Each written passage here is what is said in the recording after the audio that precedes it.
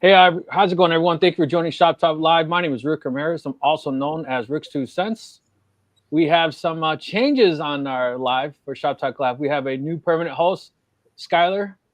Hi, everyone. Steve from Steve Makes Everything. I'm not new. I'm old. Roger from Roger's Shop. And I am literally the oldest. He's older, yeah. And Rich, the LA Hobby guy. I don't think he needs introduction, but we've been talking for quite some time to get you on, so appreciate you joining us. And Roger, I got a birthday coming up in 3 days, so I don't know if you're going to stay the oldest. well, I got a birthday. When is your birthday, Rich? May 2nd. Mine is May 6th. Mine's May 16th, and I'll be 68. 60, mine is the 5th. Definitely not the oldest. You got me beat, huh? You got a few more years to catch up. So I saw some people definitely excited joining in the live, actually writing in the comments yesterday. So that's very cool to see. Before we start in the live, I just want to make sure if you're not already a Facebook member to our group, you should join because we have a members only giveaway. 100% free, some items from Momport. That if you go there, we have a something you can put in the checkout and it'll make the item free. Cool. So sweet. Check it out. And just a little secret, it's not the 100-watt CO2 laser. That's No, it's definitely nice to give something for the members for sure. Yeah. So looks like a lot of people checking in here from Massachusetts. So Rich, I know you've been kind of deemed the LightBurn guy, right? Yeah, I don't know why. I just share my experience with people, but yeah, I guess. First to market. First to market. Yeah. I guess if you want to hear the story, I can tell you the story. Sure, let's hear it. I'll try and make it quick, but I've been doing this for 35 years. So I started with a government auction. I bought a big, huge piece of machinery, had no idea what it was because nobody bid on it. And I bid $5 and the auctioneer said it's yours. So I figured that worst case scenario, we could bring it down, have it recycled and get the money for the steel, and we got it home, put it in the shed, my son and I, and turned out that it was a laser. And of course, back then there was no internet to go to figure out what it was. My son did some research at the library or wherever it was that he went and took down FCC numbers from circuit boards on it and eventually figured out what it was. It was a laser. So I started with that and, making little things like I'd make like a baseball bat on my lathe, and then I'd make in the wood shop, I'd make a stand for it and I'd laser engrave the baseball bat and make trophies for the Little League, stuff like that. And over time, I started doing other projects with it. I actually created my own software for it because I couldn't get the software from the company. It was a government product only. So being I wasn't a government entity, they would only send me the owner's manual. And eventually, as time went on, I got a K40, and then the diode lasers came to market in the late 90s. And I started, actually with that one that you see hanging back right behind me over there off that shelf. And that's a little cantilever 2.5 watt or 1.5 watt diode laser. I started with that. And, I live in New Orleans, so all of my friends like to come here to visit because of the city. It's so close by. And they'd wind up going home with a laser. And so I would, instead of spending my whole Sunday on the phone trying to help them, I would make videos and upload the videos to my Google Drive. And then I ran out of space and I started with the paid Google Drive and filled up a whole terabyte full of space. LightBurn came out in the meanwhile. And one of my friends says, well, why are you paying for that? Why don't you just start a YouTube channel? You can put up as many videos as you want. And so the most terrible videos you've ever seen, came out on the internet. And I guess I was, first to market with it, but they don't compare to to Steve's. I can tell you that.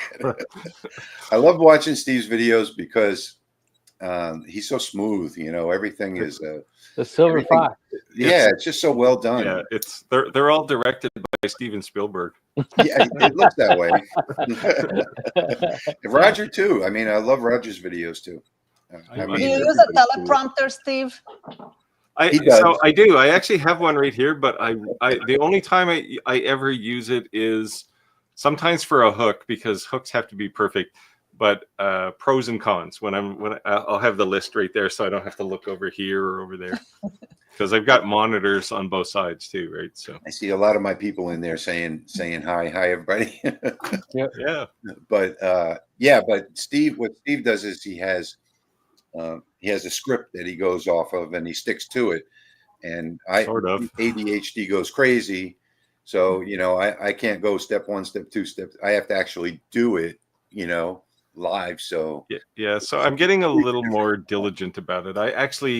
I'll write it's not even a script. It's just a bunch of bullet point items, kind of in the order I want them. But I never used to do that. That's a relatively new thing, probably the last couple months.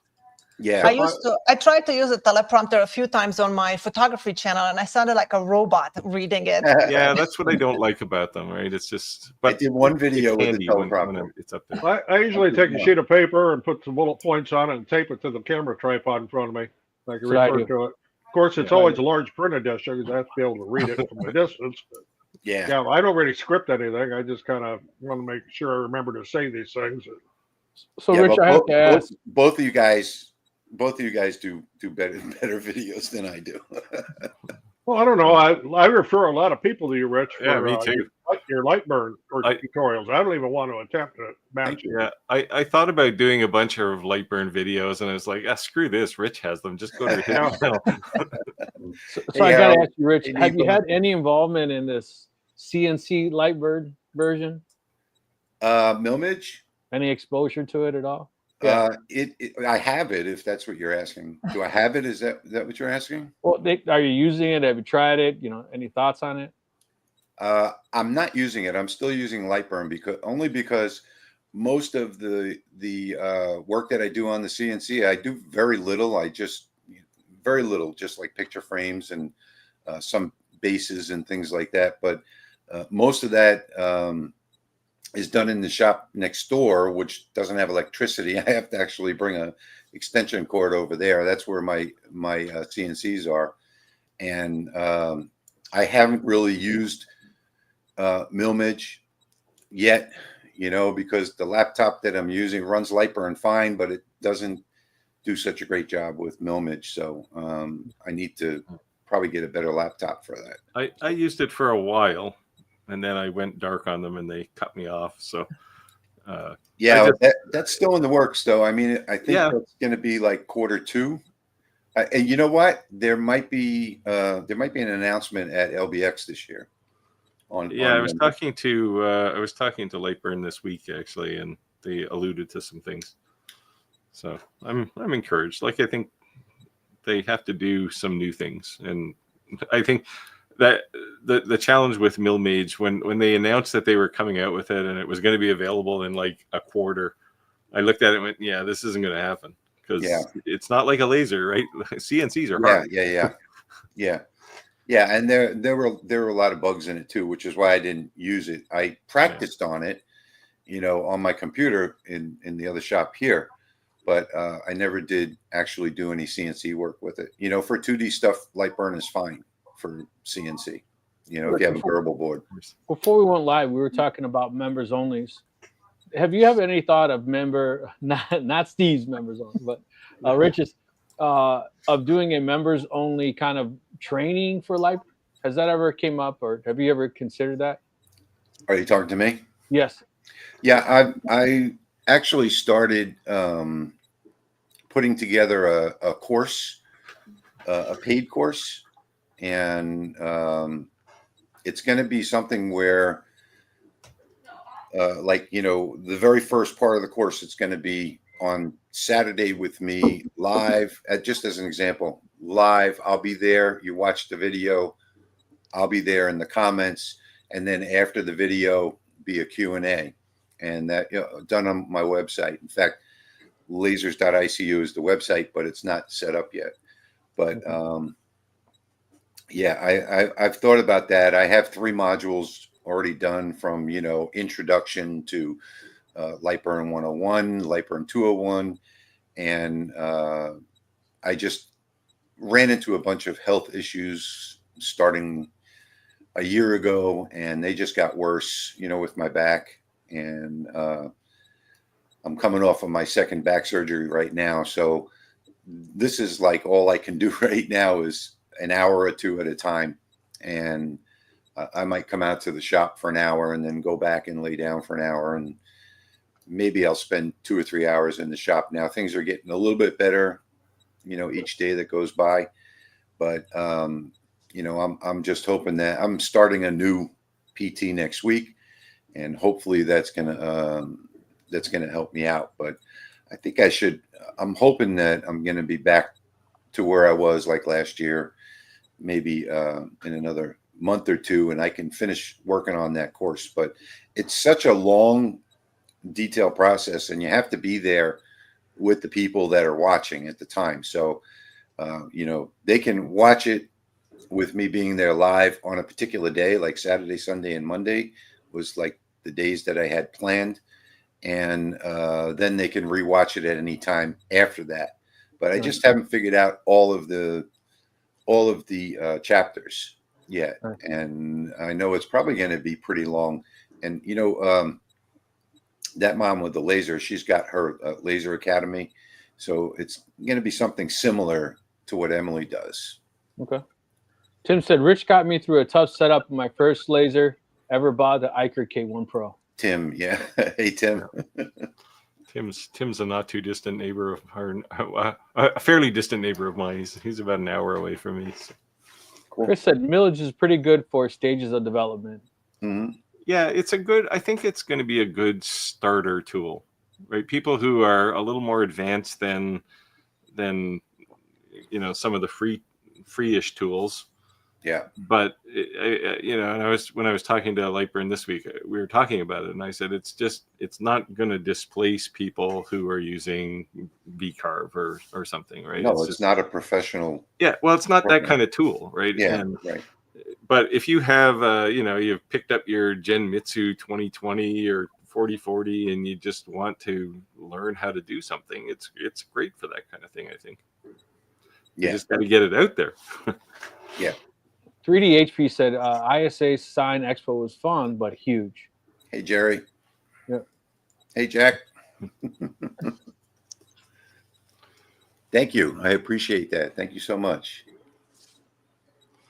Yeah, I think lots of people head people your way. Anytime there's a LightBurn question, it's like unless it's a really basic thing. I mean, LightBurn's a tool for me. It's not not something that I can necessarily teach someone else how to use. So, and the interesting part is, and I've mentioned this in quite a few of my videos, and I know you guys do this, but what I do is I look at the release notes every time I upgrade the software.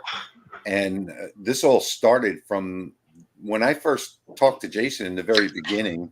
I think it was, 0.1 was the first version, or 0.2, something like that.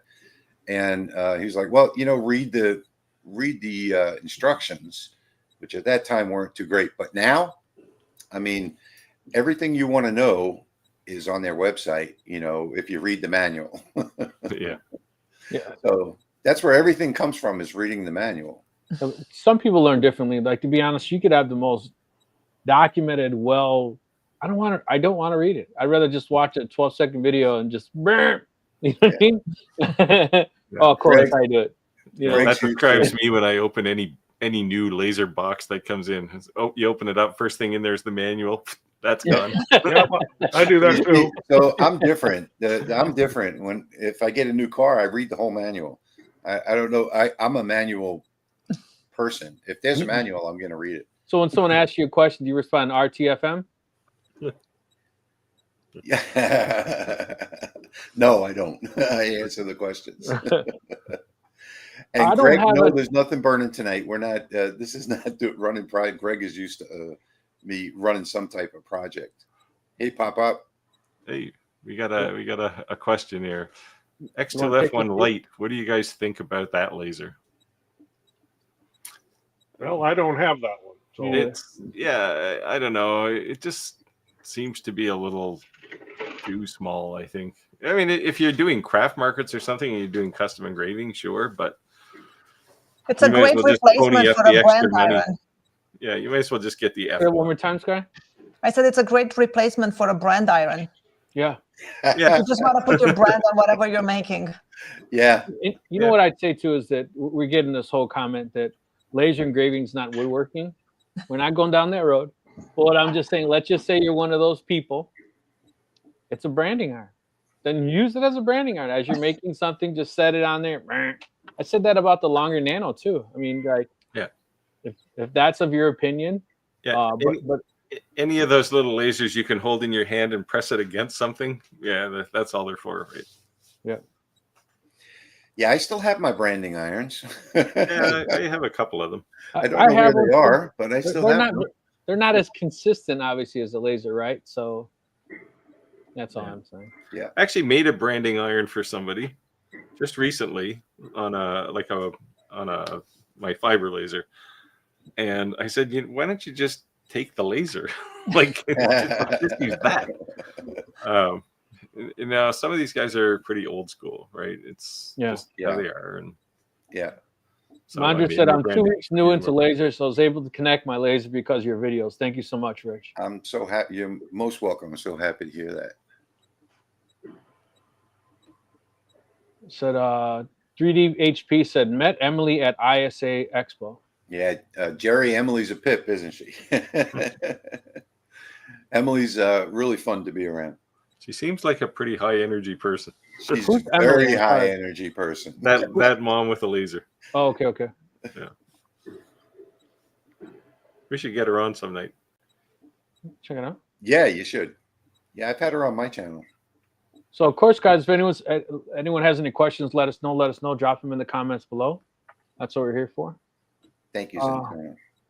Centennial said, I've actually, what are you talking about? Let me start over.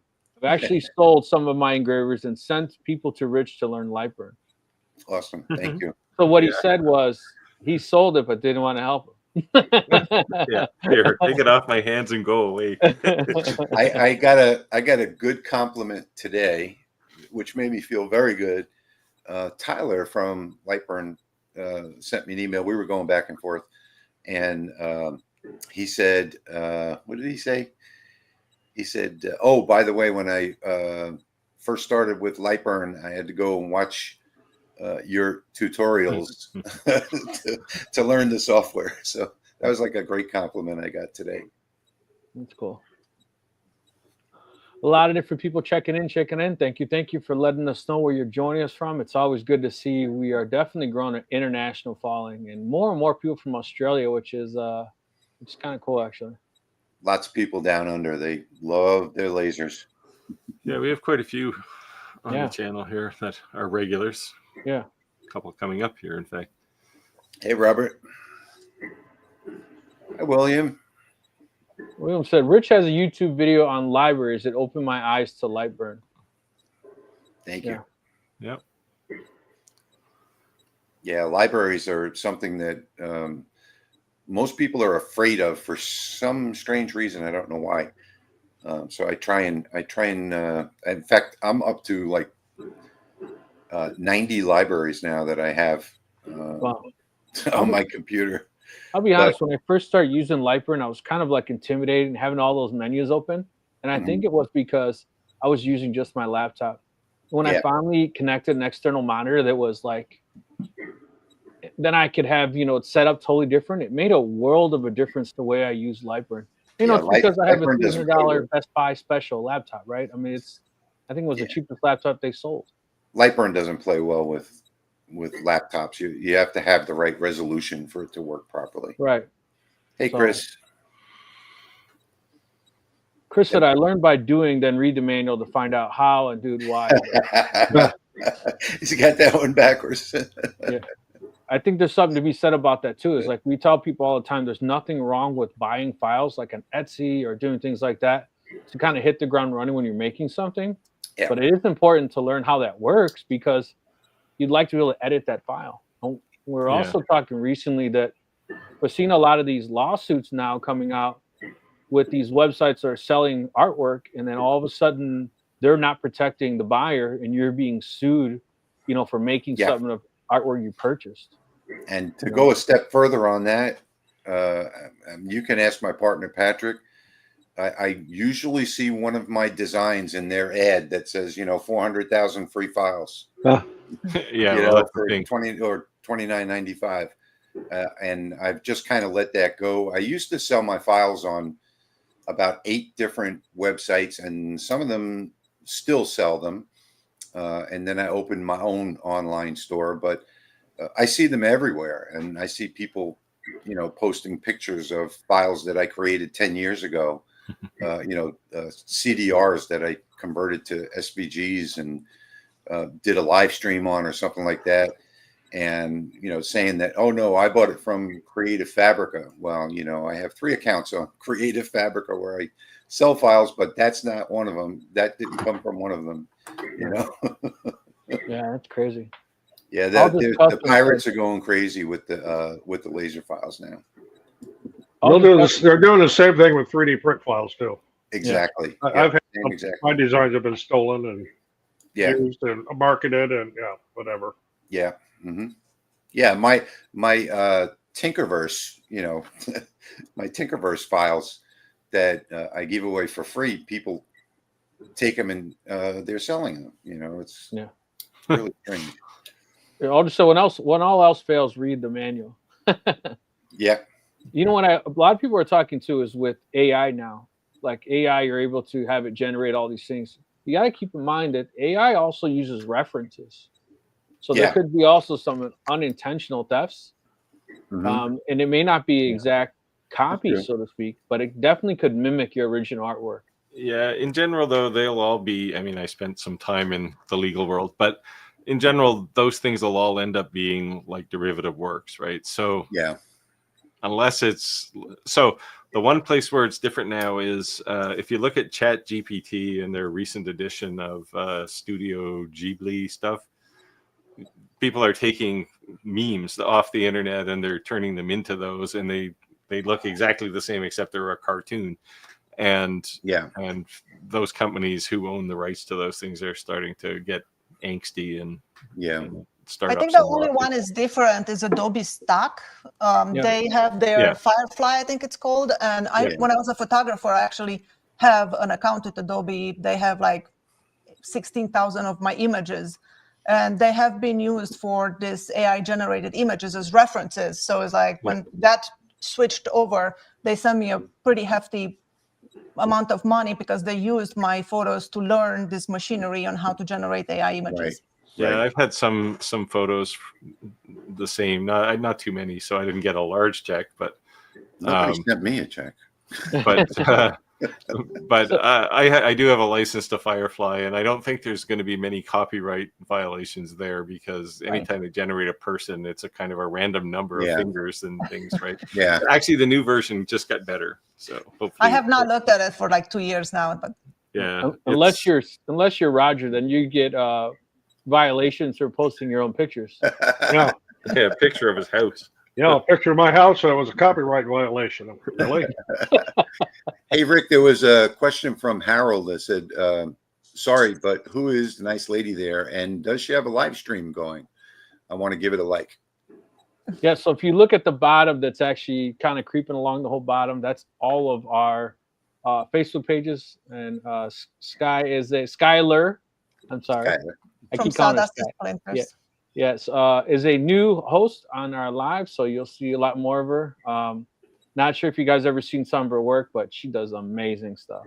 Well, thank you. Yeah. So if the bearded Viking is working, man, I challenge you because I think she's. It's time for a drag down, knock him out battle. Who can do the best inlay box? When the bearded Viking was not alive, every now and then I just send him one of your videos. Like, I don't know, bro. I don't know. So Skyler, where are you from? I missed that. Originally, I'm from Romania, but I live in Maine. Maine. Okay. Chris Romania. said if it involves. I used to live in Illinois. Oh, really? Oh. Yep. So when did you move from Maine to Illinois, or vice versa? I'm sorry. 5 years ago. Okay. Well. Winters are slightly better in Maine. It's a little bit better, yes. What I didn't like about Illinois is the winters are just gray. Like coming September, the sky goes gray and you don't see the sun until May. Or so it seems like. That's why I live in New Orleans. Yeah. We have spring and summer here all year round. Chicago's weird. They say if you don't like the weather, stick around because it's bound to change, right, Steve? Yeah. We had 80 degrees 2 days ago.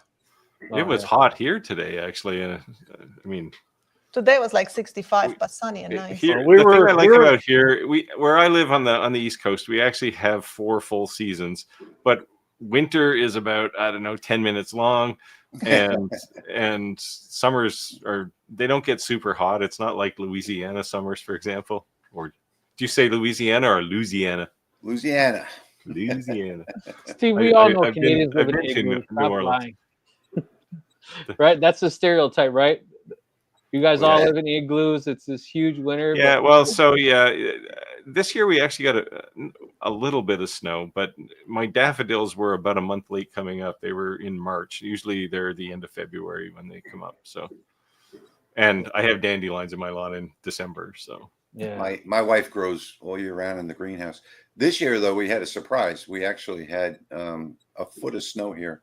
And it was that would shut down that whole place. It shut down the whole city for days because we don't have snow plows or anything like that. So we had to wait for Alabama and Mississippi to send their sand trucks and snow plows down. Everything was shut down. And the day after the snowstorm, my wife was going to our other house in the Philippines. I had to bring it to the airport, and it took me 3.5 hours to go from here to the airport. It's normally 30 minutes. Oh, wow. Every road I tried to go down was shut down. Chris said if it involves wood and work, it's woodworking, as far as I'm concerned. The whole woodworking is laser engraving, or laser engraving is not woodworking. I would say if it involves work, you're doing the wrong thing. Yeah. See, Ron said I use my laser pecker to sign my wood turnings. Yeah, exactly. That's what I'm saying. So everything has its purpose. Yeah. And there also you got to be the reality, right? Like it's not a $5,000 laser. What did you expect when you bought something like that? So realistic expectations. Yeah. And before somebody says something, laser pecker is actually the brand name of a laser. Don't get the wrong idea there.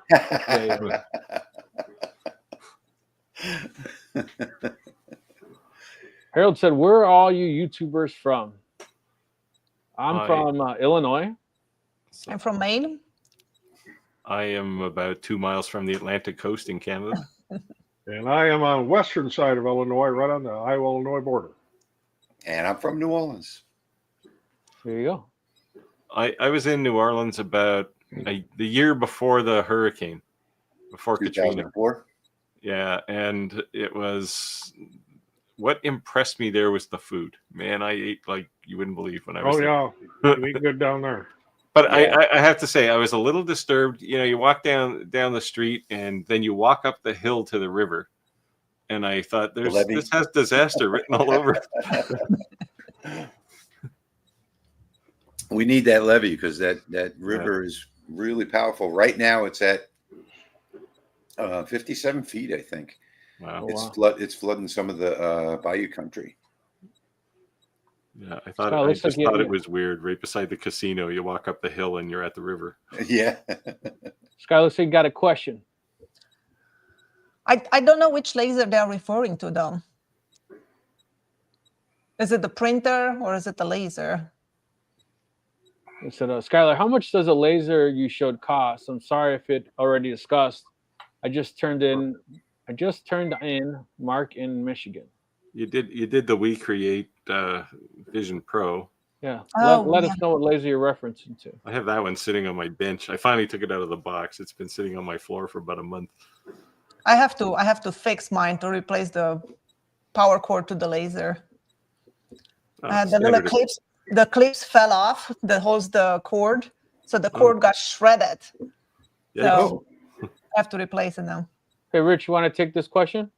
Yeah, sure. I have another shop, a commercial shop not far from here, and we have each workstation is in each corner of the building, and then one in the middle, and they all run 4 instances of LightBurn. So yeah, I don't know what the maximum is. I think the most I've ever done is 6 at when I first opened that shop. I think that was the most I've ever done. And I don't even know if there is a maximum, but they run 4 instances every day. And I've never gone more than 4. I get confused when I go. I have a hard enough time with running 4. Well, they have 4 monitors there, so it makes it easy. Each workstation has 4 monitors. Nice. But yeah, you can run anything you want. What I suggest and what they do over there, the best way to do that is to not have any machines on, and open LightBurn and pick your first laser, then do file new. And what I used to do is just double click the icon before they came out with the file new window. So you open the second instance and select that laser, and then open the third instance and select that laser, and so on.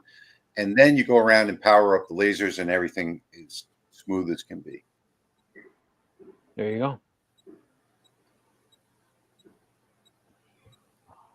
Ron said, are any of you using AI to generate images? I've also been enjoying it, but sometimes I think it's not really taking off. Yep, absolutely. With the copyright stuff that's going on now, I use AI all the time.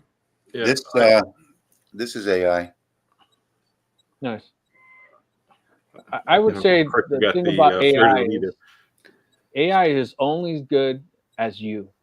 Meaning, if you don't know how to use the prompts, if you're constantly throwing all different questions in the same thread, when you create a thread, right, you're kind of training that skill set.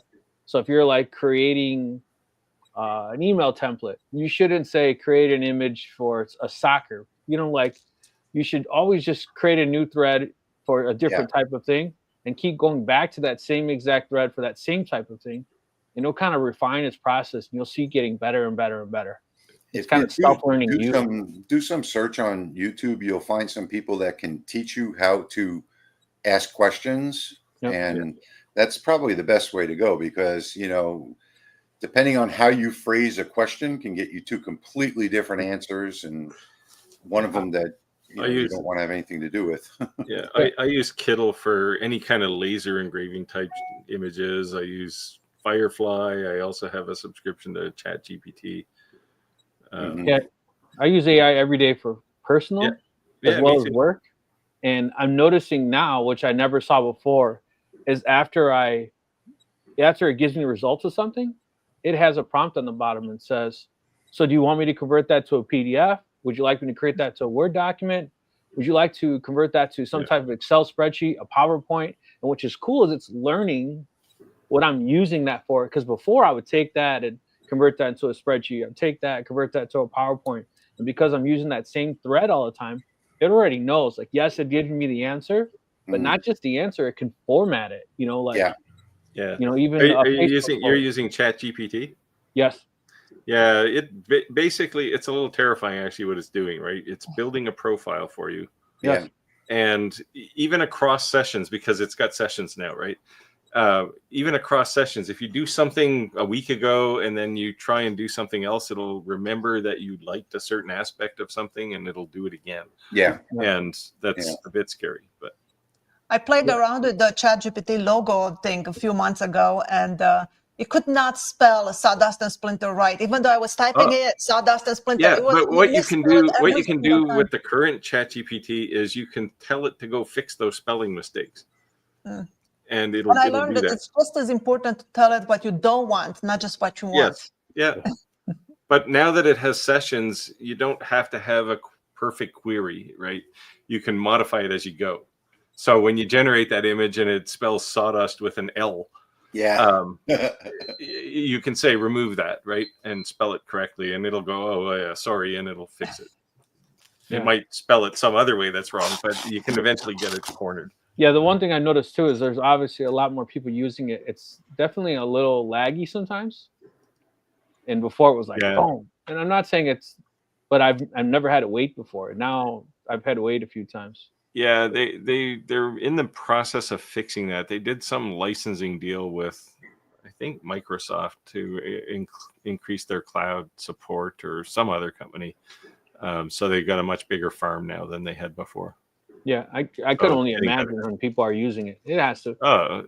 Anybody who's lazy, right? So I'm a prime candidate for that. I saw it, and I know we don't normally talk politics, but I saw Trump had passed a bill to allow the teaching of AI in kindergarten. And I posted on Facebook, and I got some real like twisted comments. And I said, look, first off, I'm not a Trump fan, so I wasn't like praising him in any means. But what I was saying is, I think the sad reality is that's something our kids may have to learn. Yeah. You know, they'll definitely have to learn it. Yeah, well, you're probably not old enough, Rick, but certainly the seniors here on the call, we're all old enough to have gone to school and have teachers say, don't use a calculator, because you never know when you're going to need to do math without, and you won't have a calculator. Absolutely. Well, now you got your phone, right? And you're never without a calculator. So it's like, I did not have the luxury of a calculator till I got into college. Oh, yeah. Well, we're a little bit older than you, Steve, so we didn't even a couple have of a years. calculator. TI didn't release that great technology until we were a little older. I mean, my mother had an adding machine that you push these buttons. Yeah, pull the handle. Chris said just about any maker file will be pirated with the minutes of going online. Oh, yeah. Sure. Oh yeah, there are bots and spiders out there that are collecting by keyword. Yeah, and that's how you see these 400,000 file. You know, it's the same thing with maker products, right? Like if you build something, certainly if you do a video on it, but if you list something on your website and it was pretty cool when you built it, you better start designing a new one, because within 20 minutes that'll be everywhere.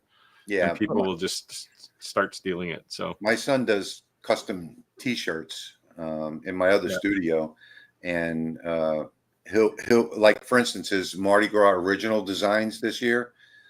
You can already find them online, and that's only just posting on Facebook. So here's a new design from the shop. He posts it up. Next thing you know, if you do an image search on it, you get 140 results. Yeah, there's I'm trying to remember the website. I'll remember it, but at some point. But there's this website you can put your website into. Yeah. And it scours the whole. It's like copyright something, or copycat. I forget. I can't remember. But it scours the whole internet, and it's wild. It'll come back and show you all the different websites that copied your stuff. Yeah. It's pretty crazy. Yeah. On my server, so I have a private server, and I can actually go to an app that's on that server that will show me everywhere where my verbiage or my images are being used on the internet. Yeah, it's crazy. Pop-up said I had a few thefts on my photos on Flickr, off Flickr. Hey, Pop-up. Yep. Kevin said Skyler does a great job. I'm sorry, but I've never met Skyler until tonight, but I'm going to go. Do you have one of your crosses by any chance anywhere handy that you could grab? Yes. Let me go. You got to see this. You got to see this. They're better than my crosses. Yes. Better than anyone that I've seen. This is the same kind of question when your wife says, "Is my cooking better than your mother's cooking?" It's different, is the answer. My answer is always the same to my wife: that she's the best cook I've ever met. In fact, we had the Tesla guy over today doing the permit stuff for the wall, and he had lunch here, and he said, "Best food." All right, hold on, I'm going to kick us off the screen. Hold on.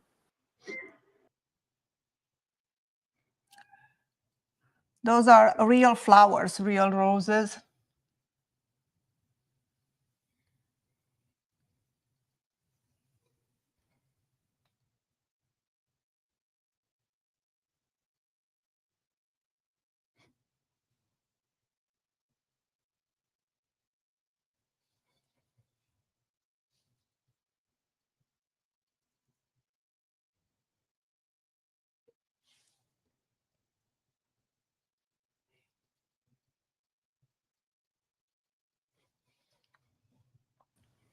That's just insane. I think you muted everybody. Yeah, Rick. Yeah, it does it automatically. Oh. Skyler, I asked if you made your own mold for that or whether you picked one up. No, I bought it from Crafted Elements, and here's one I made from a nut, from a pod of some sort. Yep. Very nice. Yeah, it's definitely better than my crosses. I was just being honest. I know it would be better than any cross I could make because I have no artistic ability whatsoever. The biggest challenge is to figure out the dry flowers, right? So they don't go rotten into the epoxy. Yeah. Because they're all real flowers. So one thing people are obviously going to see when they see something like that and they try to duplicate or make some version of their own, how long realistically did you think it took you to kind of refine that process to be able to duplicate that on a regular basis? I don't think it took me too long because I was already working with epoxy on making charcuterie boards. So I was very familiar with all the epoxies, and I've tried, I think I bought every brand that there is on the market. So I tried everything and I learned which one, how they react, which one heats up, which one, cures cold. Because if you put a deep pour epoxy on real flowers and it heats up, it produces the exothermic reaction where you get those nice bubbly looking waves. Well, it will burn out your flowers. They will turn brown. Really?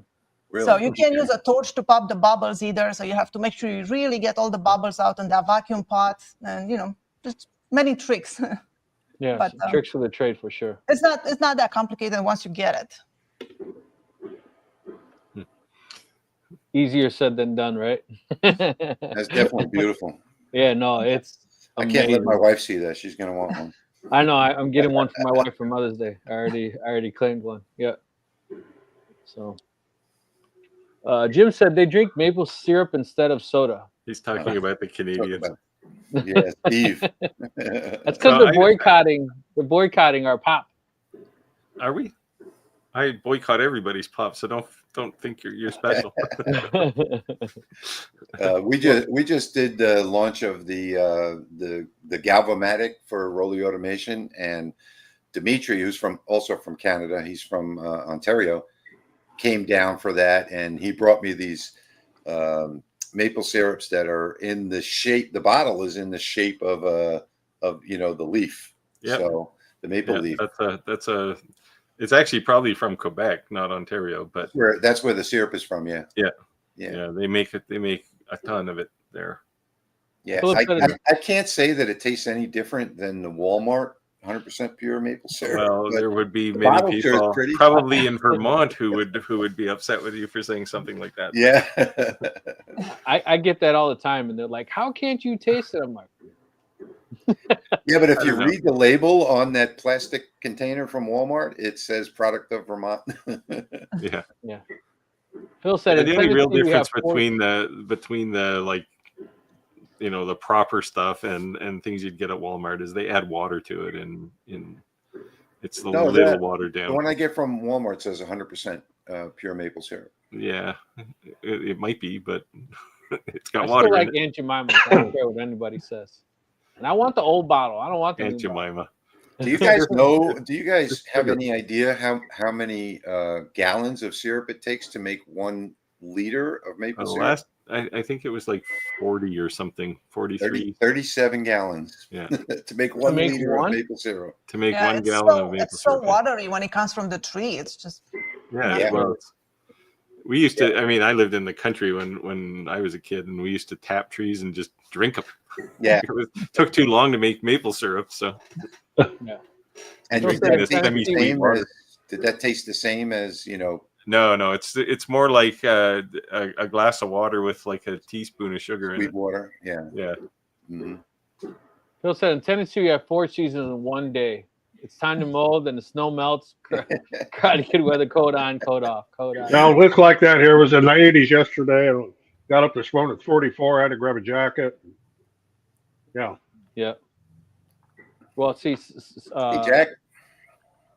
Roger and I are working the electrical field, so whether it's hot outside or cold outside, we're wearing long sleeves anyways. Yeah. Hey, if you guys don't know Jack in the shop, yeah, he is in every live stream on the internet. Oh yeah. Maybe he's a bot.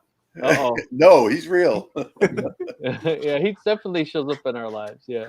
But he's got every machine you can think of. And there's Andrew. Andrew lives literally 10 minutes from me. We're gonna have a beer on the weekend. So there you go. Baton Rouge. Daryl said he's in Illinois near Bloomington. I'm in Oswego, Illinois. Well, for a while I lived down there by that. I lived in Normal, Illinois. Had a normal house and a normal city, and we ate normal food. And they evicted him. He wasn't normal. Turns out enough people petition in the city they can make you move. There's another Meanite. Yeah. Meanite. So if you guys have any questions, let us know. Let us know in the comments below. Appreciate everyone letting us know where you're joining from. There's a question for you, Skyler. Oh, yes. Engraving and filling with epoxy resin. I do that all the time. It's one of my favorite things to do. Yeah, I do that, but I normally use a CNC to do the engraving.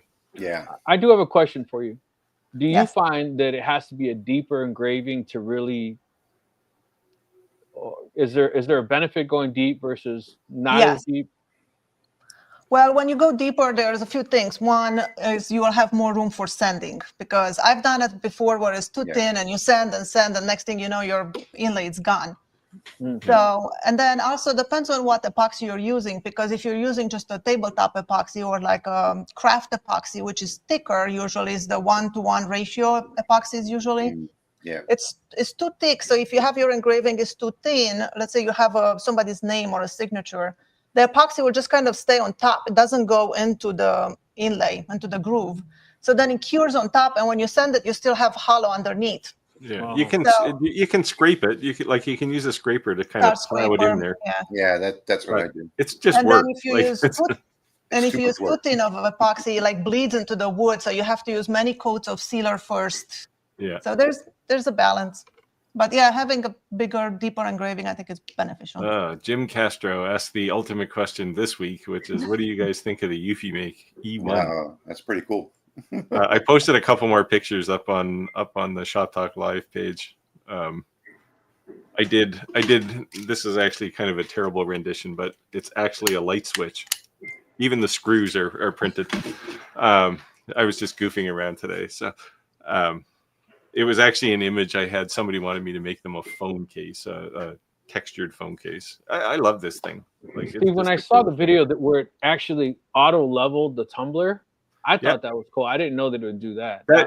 So cool. Except for the fact that rotary can't grab something like a bottle with a narrow neck, it's probably the coolest rotary I've seen. Like, it's so easy to use. I mean, I don't know if you've done anything with a rotary, but you're always screwing around trying to get the thing adjusted perfectly. This thing, plop the tumbler on, and you don't have to do anything after that. Yeah, that's pretty crazy. Definitely. Yeah, that's pretty incredible. That's the video we had the back and forth on, right? Yeah, Steve? Yeah. That was pretty. That's a pretty incredible print. Yeah, definitely very, very friendly, user friendly. Everybody can use it. It's just so simple. My only thing would be is we always talk. There's a fine line between crafty and craftsmanship, right? And the reason I say that is because crafty, it seems like people just don't want to pay, right? Like they just assume like, oh, you're making out of your basement, so they should give you $2, right? And then when something becomes craftsmanship, all of a sudden the same thing, they're willing to pay $1,000. Like it's like that painting that's all red and that's it. That's worth $1 million. Then somebody spends 6 months painting something, they're like, oh, it's $12. You know. So yeah, I did see a thing in the Museum of Modern Art in San Francisco on the wall, and it was literally a piece of red acrylic. Yeah, it's worth like $12 million. It's completely red. It's like, okay, I make about 50 of those a day. I remember one of them was just a cloth, you know, and I mean, I don't know what it was really, but it was very similar to this, you know, the cloth wood. Yeah. You know, that's all it was. It was just the entire canvas was covered with like a piece of cloth. And they were asking, I don't know, $18,000 for it, I think. You can ask anything weird, you want. right? You know, yeah. I mean, just so weird. I mean, this was down on Magazine Street. This whole gallery was filled with stuff like that, you know, I just couldn't imagine that anybody would ever buy. Yeah. It just doesn't make sense to me. I want to be that rich. I can buy stupid things like that. Rick, you do realize that canvas has nothing on it, right? Exactly. Your imagination. Yeah. The image of purity. $2 million for it. My wife was watching a movie. My wife was watching a movie the other night where a guy would kill people with plastic bags, and then the girl was displaying these plastic bags in an art gallery for sale. And people were buying them for ridiculous amounts of money. Well, ridiculous movie. ATX Woodcraft said, I'm part owner of a cattle feed company, and I don't even know how to pronounce that. Napoleonville. Beautiful country. Oh my God, the food. It is, yeah. Napoleonville is beautiful. George said he'd be interested in seeing Rich's shop. No, it wouldn't. Look around my office and you'll know why it wouldn't be interesting. If it's like anyone else's shop, it'll be piled up with all kinds of stuff. Yeah, mine's an absolute disaster. I got stuff piled on top of stuff. So Chris said he runs 3 to 4 computers in one shed, a CNC and 2 lasers in another shed. Sounds like he's Jack. Cooking. He's cooking. It sounds like Jack. Jack has like 10 things running at the same time. Robert recently put a pre-order in for the Galvomatic. I can't wait. Yeah, I can't wait for the beta version. Shouldn't be too much longer before I get one here in the shop. That's cool. Ron said I use Midjourney and ChatGPT. Yeah, I think they're crazy, and that's why I was saying too. The kindergarten, is it too young? But they're just growing up so different. My son's 5, and he could just whip around a computer, an iPad, nothing. And I'm thinking like, I was using the Etch-a-Sketch. Yeah, by the time he's an adult, he'll just have to think what he wants, and it'll be right there in front of him. Yeah. Or his kids will say he's old because he uses ChatGPT. Yeah. Yes. Even back when I was at school, one of the classes I had to take in junior high was typing. Yeah, me too. Where the hell am I ever going to use typing? I'm never going to be a typewriter. No, it's you're on keyboards all the time and listen to your teacher. Yeah, that was the one course in high school I really was disappointed I never took, because I spent 40 years writing software and never learned to touch type. So, yeah, and it was also a great way to meet cute girls. So.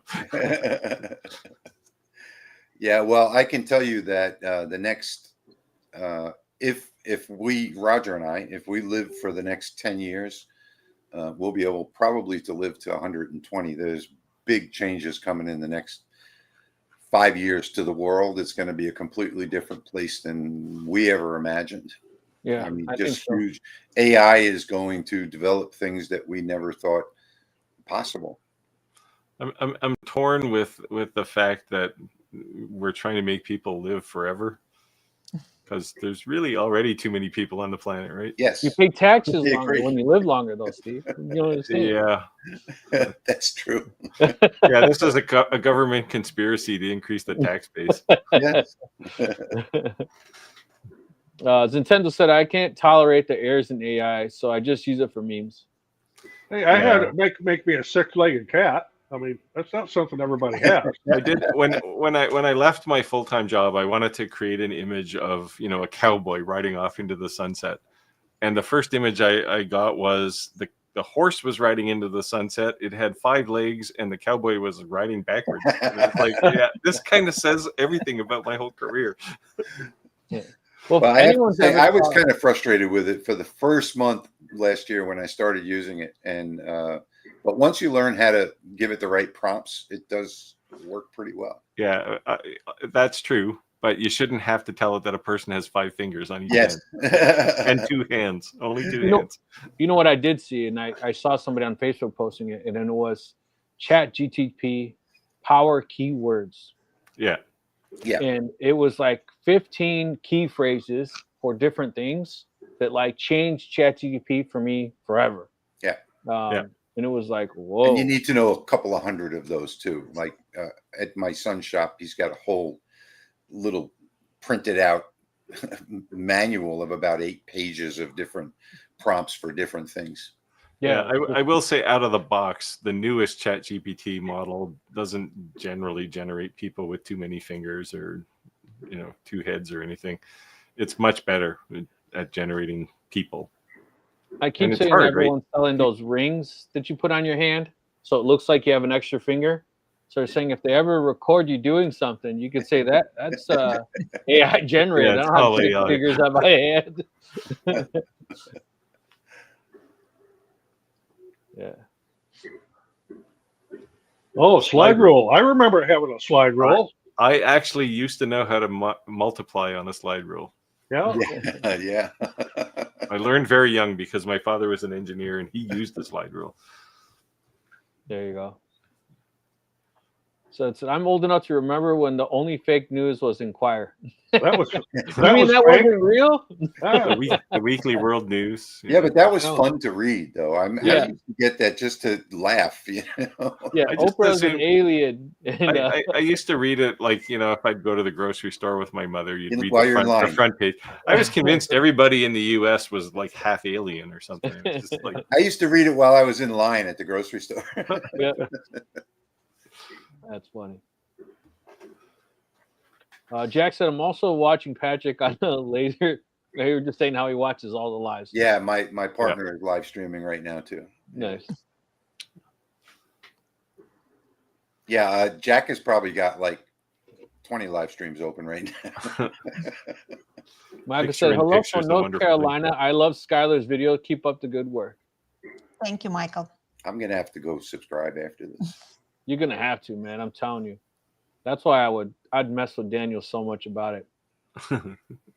Lauren said, what's the trick with LightBurn and X-Tool S1 and RA2? Well, I haven't tried using the rotary with my S1. I have an opinion of this. I'll let Rich. Yeah, that would probably be. I'll let Rich give you the right answer first. But I mean, I would say just don't use LightBurn with an S1. Absolutely. That's the right answer. Yeah. I have not.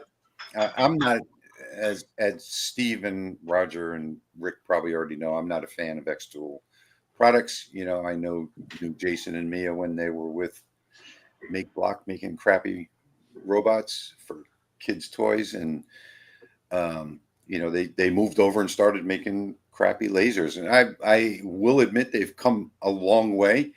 But nothing that they make is revolutionary, and it's all overpriced in my opinion. So I have an S1 next door. They keep sending me all of these machines, and they just sort of go on the shelf. But I mean, their latest and greatest new invention is what the metal fab. Yeah, the metal fab. I mean, I got 2 on the way.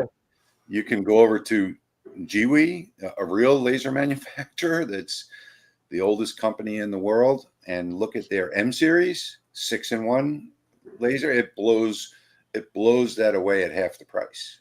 So there's nothing new and different that they ever come out with, and I've never been a fan of the builds. So let's put it that way. And then when you start restricting the software, LightBurn is the most popular program on the planet for laser engravers, and they should send their control board over to Jason at LightBurn and let them adapt it to LightBurn. But they're so stuck on that proprietary software. They want everyone to live within their ecosystem, and which it's the Apple model, right? It's marketing. Yeah. So I would say this. What is the real eye-opening event, so to speak, that you'd want to use X-Tool software? Like, what is so proprietary that what can't you do in LightBurn? I'm not talking about user-friendly, things like that. What's just something you flat out can't do in LightBurn? Well, X-Tool is not unique. There's lots of laser companies have developed. No, I'm saying different features that aren't just can't be supported in LightBurn. Right. Well, and I had a long conversation with X-Tool when they were first coming out with XCS, and I had the same conversation Rich just had. Why don't you just give them a laser and let them go and make LightBurn drivers for it? and we got into an interesting conversation of the whole he said, she said.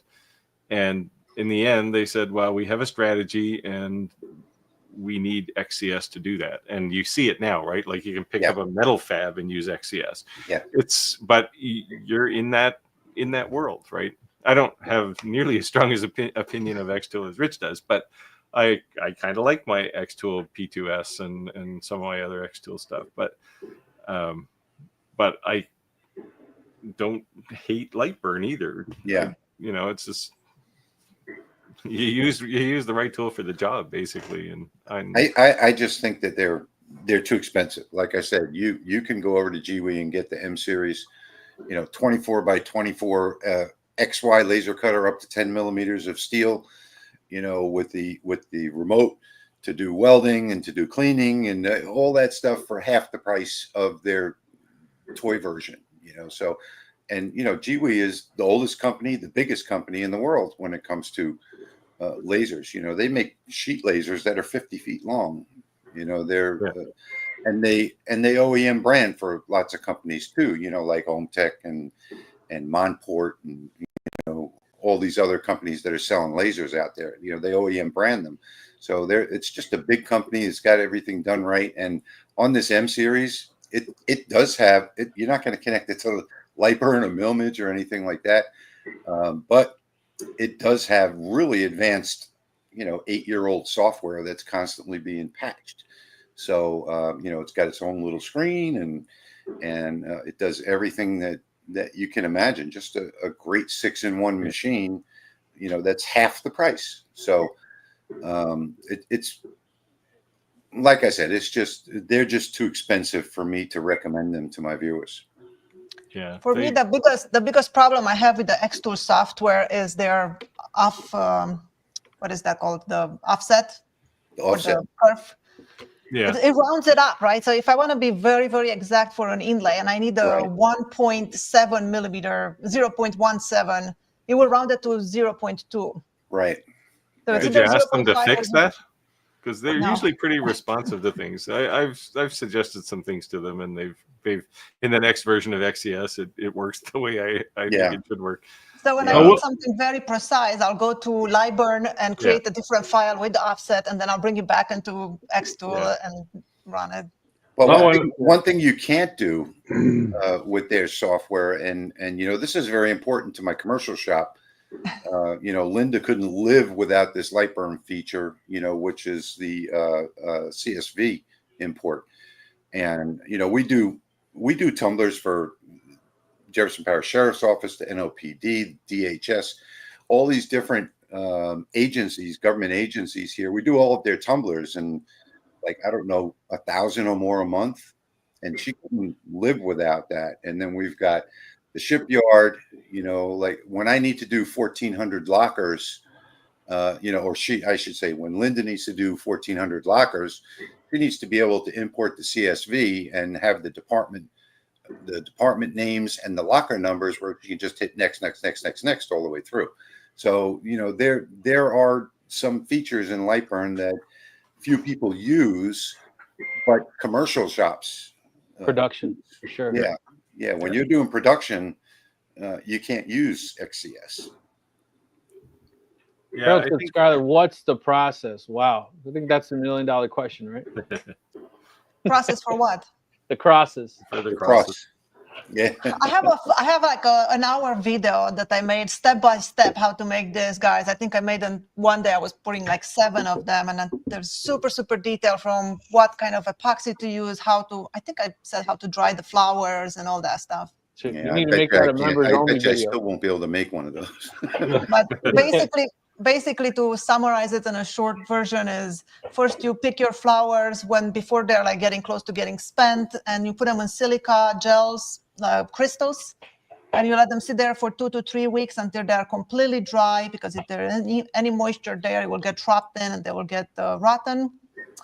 And then you put a thin layer of clear epoxy just because you wanted the back to be sealed. Otherwise, the flowers are exposed and can absorb moisture from the air. And then the next day, while the epoxy is still tacky, you add the flowers, the wood, whatever you put in there. and then put another thin layer just to lock it in place, leave it overnight, and then come back the next day and top it up. As Chris, I agree with Chris right here. Chris Yeah, said, one day nothing if to I it. work hard, I'll be 10% as good as Skyler. I'll give myself 3%. I'd get about halfway through that, and yeah, that's when time for a coffee. yeah, I need instant gratitude, Skyler. I can't do things for 2 weeks at a time. Yeah, but when I put like 7 of them. The same thing when I do anything. Like once I get into the epoxy and I get messy and I get a pot dirty and stuff, I'm like, the whole table is full of projects. Just pour them all, and then I have like 3 weeks of sanding and top coating and all that stuff. So, if you don't mind my asking, how much would that crust that you showed sell for retail? I sell these guys for $99. Oh, that's cheap. So it doesn't take much epoxy. They're only like about 3/4 thick, and part of it is wood. This one has like yellow cedar burl in it. Yeah, but still, that's something you'll never find anywhere. That sounds pretty cheap to me. Yeah. Yeah, I used to sell tons of them over Christmas. I sold so many that in the last 2 weeks before Christmas, when everybody tries to sell the most, I actually put my Etsy shop into vacation mode. I'm like, I'm done. I was getting burned out. I'm like, I don't want to go wait in post office, line every day. I'm like, I'm going to take the weeks off and spend it with my family, and then I'll go back to it in the new year. Nice. There you go. He said, okay, Catrice, get your wife the cross. All right, hold on, David, because I make my own crosses, buddy. You know that. My crosses are all around the house. I make my own crosses. In fact, there's one back there, right over here. This is like a really odd one that I learned from a friend of mine in California. I don't know how well you'll see it on here, but this is the Lord's Prayer in a cross. Yeah.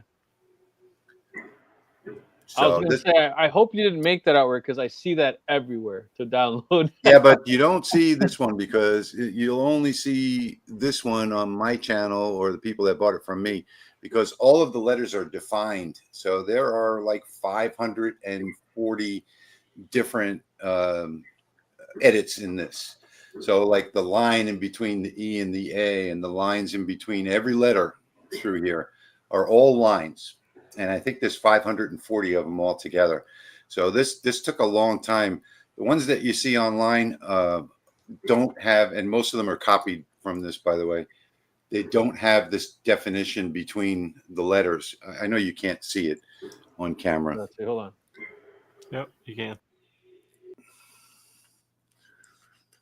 You see the way there's lines in between the letters that define the actual letter itself. So that's what the difference with this is. And these are really fun. I did this on a 10-watt diode laser, this particular one here. That's why I keep it in this office, because, when this is the first thing I show people. This is what you can do when my friends come to visit. This is what you can do on a 10-watt diode laser, because when my friends visit, they always want the biggest and best. They say, well, what's that big thing back there? I say, well, probably not something you want to start with, Yeah, Steve, we got a comment for you. I'm glad I didn't even know Pennsylvania made syrup. Well, this is homemade though. Homemade syrup. Yeah. Pennsylvania homemade syrup is the best. Yeah, but David, that's still going to be from a maple tree, right? Yeah. HX Woodcraft said, I have a question about the white charcuterie board made with the flowers. Is that a coating on top, or how did you make that with the UFI? Yes, I poured the white epoxy first, and then I printed the flowers on the top, and then to make it food safe, I top coated with epoxy. So the print is completely encapsulated in epoxy, and the board actually is already sold, so I don't even have it anymore. Crazy. Nice.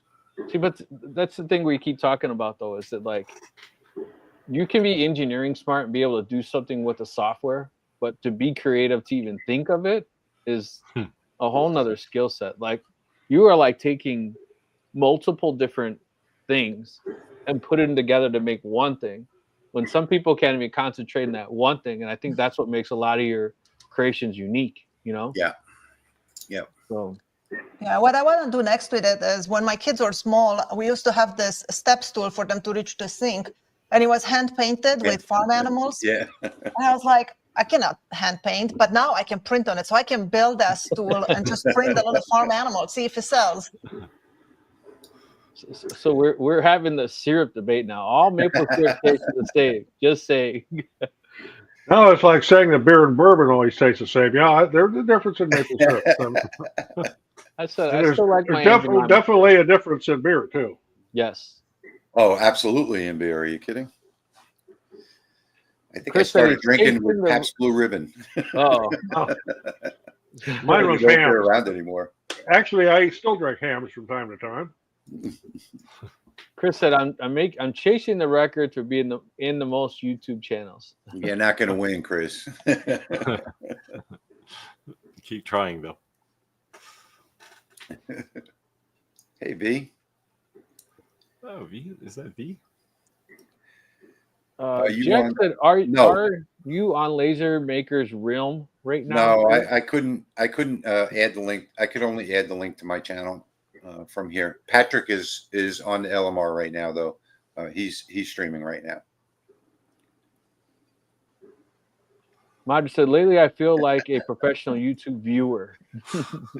There you go. Appreciate the support. It probably pays about as well as being a YouTube creator, too. That's right. Although Canadians do get paid more than us. Oh, it's have you guys noticed the drop on RPM? In the last month, I feel like my RPM dropped like $3. You want me to share a secret that I was gonna share? Sure. On a video.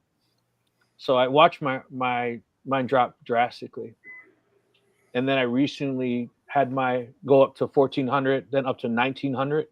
I've never had that ever. And when the first time it went up to like 1,000 to 1,400, I was like, wow. And when I got it to go to 1,900 and then 1,900 to 2,200, I said, what am I doing? You got to think of YouTube as an eBay auction. Yeah. Right. Yeah. So as soon as I scheduled posts every other day for 2 months, boom, it went up and it stayed there. That's what I was saying earlier. My SEO friend was saying, if you're a small channel like us, under 100,000, which, by the way, I'm almost at 90. So everybody go over there and subscribe because I need to get to that 100,000. But if you're a small channel and you're playing, you're following the YouTube model, you're putting out a video every week, you got your little join the channel button activated. That's the important thing. 1 to 2 videos a week is what he was saying, and using the community tab and all that kind of good stuff. Right now, they're pushing out the small channels, so you're going to see the numbers going up. So I think what they're doing is they're making this investment because a lot of big YouTubers are getting out, right? Yeah, like they're just leaving. Yeah, but this is what I keep telling everybody: stop listening to big YouTubers. Yeah. Period. Stop listening to them. You want to listen to someone who's on the upcoming. The reason I say this. If Roger posted a video of his feet and wrote in description banana without any comments, he'd probably get 12 views. If I did it, he did the same. I'd get the same. Yeah. But if Mr. Beast or someone did it, he'd get 150 million views. Yeah. And the reason is because they are no longer promoting their content. It's the social media platforms that are promoting them. Right. So the algorithm tricks, the things that we're doing to gain an audience, to gain retention, to gain views, they're not doing that. So what they do, they either one or two things, either just flat out lying to you for views, or they realistically believe their own lies, because what they're doing is not what's bringing them traffic. They no longer are relevant to what's bringing traffic. They can pretty much put out anything because the social media platforms are the ones promoting their content. Yeah. So the biggest things for small channels like us is some things that are absolute. You have to heart a comment, and you have to reply to all the comments, and you have to like all the comments, and that all of that stuff. And trust, this guy is a 7-figure SEO guy. He does marketing for Netflix and Amazon and some of the other big companies, Apple, and he knows what he's talking about. And like I said, he used to work for Google, and he was part of, even though there were 18 different people, but he was part of writing the algorithms. So he knows what he's talking about, and he watches the trends, and he's got, you know, spiders that just crawl Google all the time and bring everything back into a spreadsheet, and shows him what's going on with the algorithm, something that none of us could actually do. And you know, it's just the little things. Do what YouTube wants you to do, you know? Yeah, I remember. And they're going to push you out. Yeah, I remember behind the scenes before we went live, it was Clack and Andy were comparing RCM and RPMs, and Andy was like bothered, like you could see it threw him off the live. Yeah, he was upset. He was like red. Yeah. He's like, you know, he spends thousands of dollars on these marketing campaigns, Mm-hmm. and his return on this, whether the ROI, return on his investment, was nothing, and didn't understand how Clack. But if anyone knows Clack puts out content. We make fun of him because he puts so much content out. We're like, bro, you had to hire someone. No, I do it myself. We don't believe you. We do not believe you. You know, but every other day, you know, he's putting out, if not every day, he's putting out something. When I first started my channel, I was putting out videos every other day for the first 3 months, and I got monetized in less than 3 weeks. Yeah. So I got to 1,000 subscribers in 3 weeks, and then by the 6 months, I had 20,000. You want me to give you advice that when I ran the scan tools on your channel? Mm-hmm. You have too many drop-offs because the algorithm is confused on your name. Because your channel name, what you're calling yourself, your handle is one thing. Right. Your name, you have three. When you search for you come up 3 different ways, and all 3 ways are not interlinked. So if you decided to stick with one name, I guarantee your channel would probably double. Right. It snowballed into that. It was like, you know, first it was just Sawdust and Splinter, and I was like, oh, now I'm gonna have a website. Well, I don't want to name it Sawdust and Splinter, so I'm gonna do that. But change the name to Skyler Ewing Woodworking. But then the whole handle is Woodworking with Skyler. Yeah. Yeah. So just to get to this question, anyone tried filling their grave with colored hot glue? Yeah, I have a whole box of that colored hot glue that I've tried a couple times. Never did. Steve, didn't you do it too? I did powder coat. Yeah, I did the powder coat too, but I don't know who it was that got me to do the hot glue. But yeah, the problem with hot glue is it piles up, right? And you got to get it sanded off at some point. Well, no. So the person, I thought it was you, but the person that I watched, that I copied on YouTube, used a window scraper. Yeah. And basically, you know, did the fill and then came back with the window scraper and just move it side to side all the way. Yeah, you can do it, but it takes the shine off the glue, right? Yeah. So yeah, and then you got to sand it, and it's hard to get consistent results. I love the powder coat though, because you can just fill it with the powder coat, hit it with the heat gun, you know, come straight down at it. It melts in beautifully, and then just scrape off everything else that's on there, and you got a beautiful finish. Very light sanding to get it off of if any overspill, and because it doesn't sink into the pores of the wood or anything. So the M16 behind that T-shirt up there is powder coat from. Yeah, I watched your video when you did that. Yeah, that was a bad video. I was still learning. Jackson was running 9 monitors at the same time. Good Lord. What kind of video card do you have? Oh, that's Jack. He's got multiple computers. Okay. Jim said, I cannot believe the amount of videos on YouTube about UV printers. You know, it's funny. It seems like they all came out at the same time. That was some good marketing on their part. Yeah. They sent a load of those printers out. Yeah, there was a big blast. Yeah. Yeah, I'm sorry I turned it down now. It is. You missed the boat there, because it is absolutely the best tool in my shop now. I use it. I might have to buy one. Skyler, you want to take this one? Put the epoxy in hot water and heat it before mixing. Yes, definitely warmer epoxy will become thinner and you'll have less bubbles. You do have to be careful. If you heat it too much, then you'll start skewering and you'll have a lot less working time. So if you do a top coat, you have around 10 minutes normally working time. So if you heat it up, you might only have 5 minutes before it starts creating problems. And that's the same thing with polyester when you're doing fiberglass work. The warmer the temperature, the faster that's going to kick. Yeah. So it seems like an advantage at first, but it can come back to bite you because your work time is right. I prefer to keep it just the room temperature. My shop, it's around 70 degrees, and then I just use a heat gun and pop all the bubbles. Or if I work with deep pour, I just put it into the vacuum pot and remove all the bubbles and have zero problems. Nice.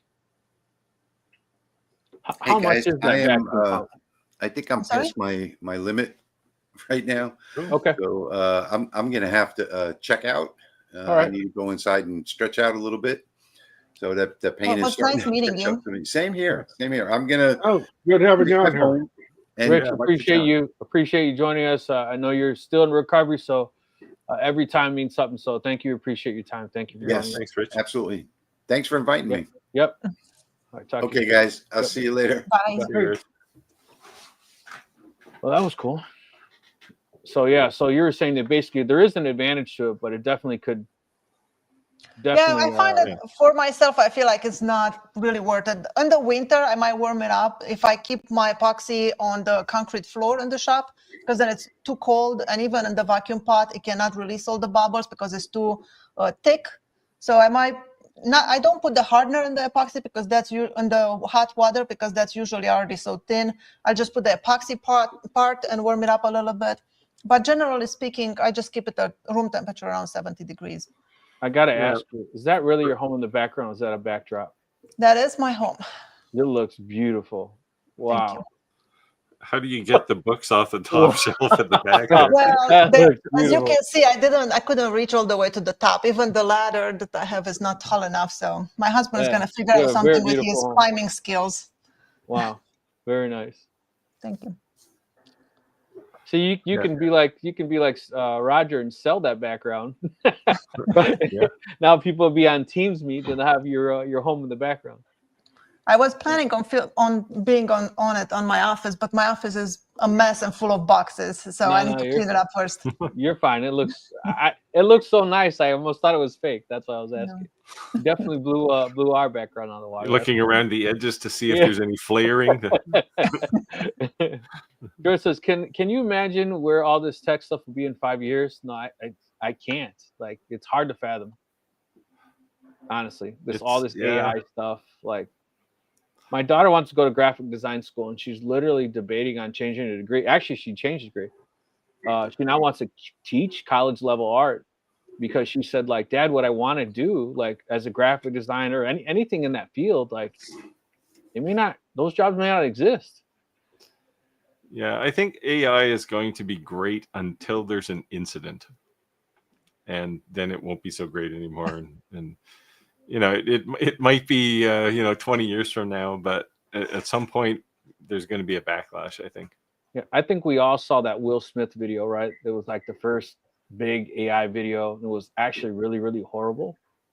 Did you guys see that video by any chance? Which one? I've seen lots of Will Smith movies that were horrible. No, it was just AI, him like talking, and it was like clearly not him, but it was like really janky, and it was just horrible. Oh, was that that Earth one? Whatever it was.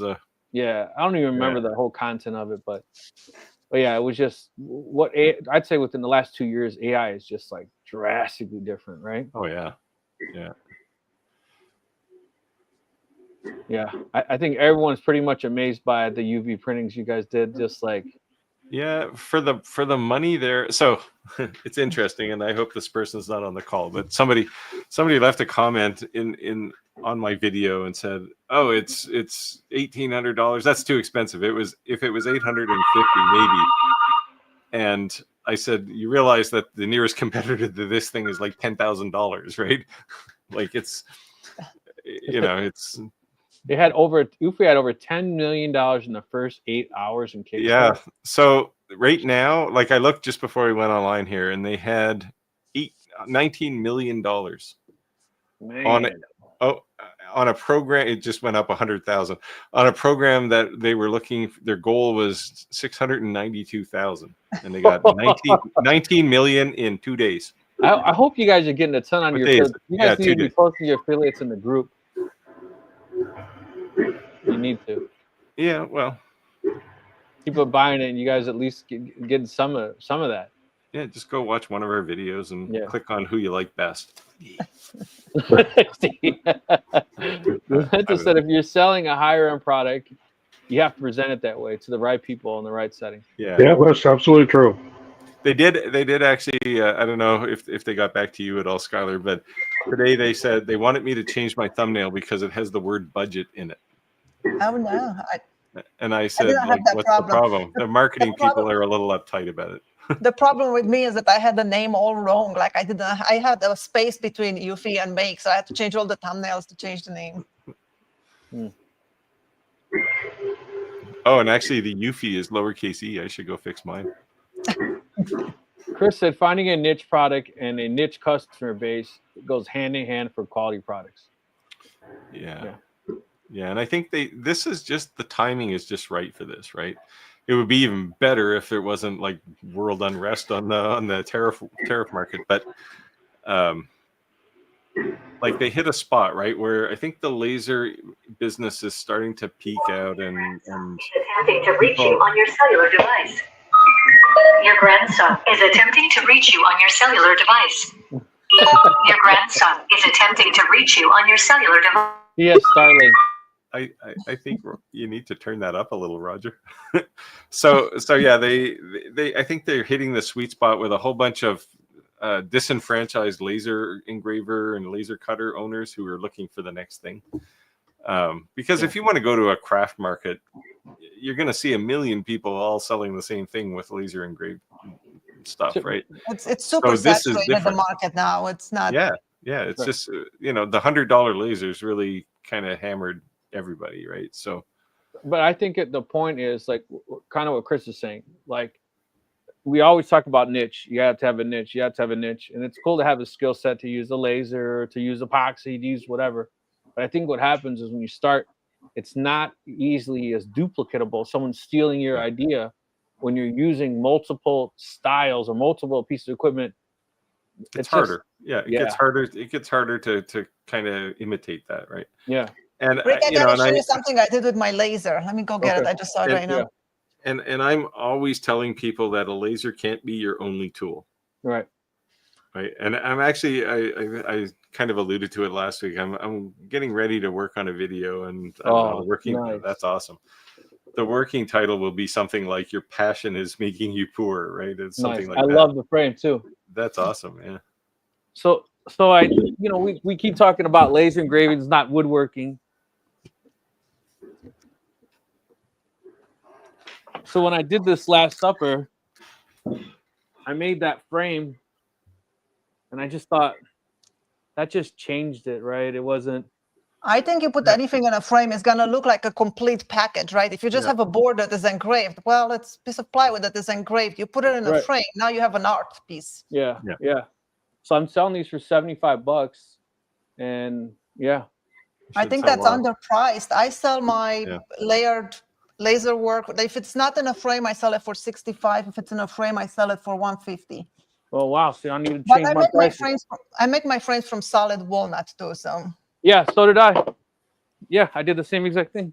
I ripped it down on a table saw, and then I laid it on its side to be able to cut the groove to put the 3/4 inch, slide it in. Yeah. But I guess my niche is like memorial stuff. So I got like the religion memorial. So I had a buddy of mine, he bought one from his mom for Mother's Day, and he says, from now on, every time you make anything religious, just send it to me whether I didn't see it or not. Because his mom's like, why don't I have that? So it's kind of funny.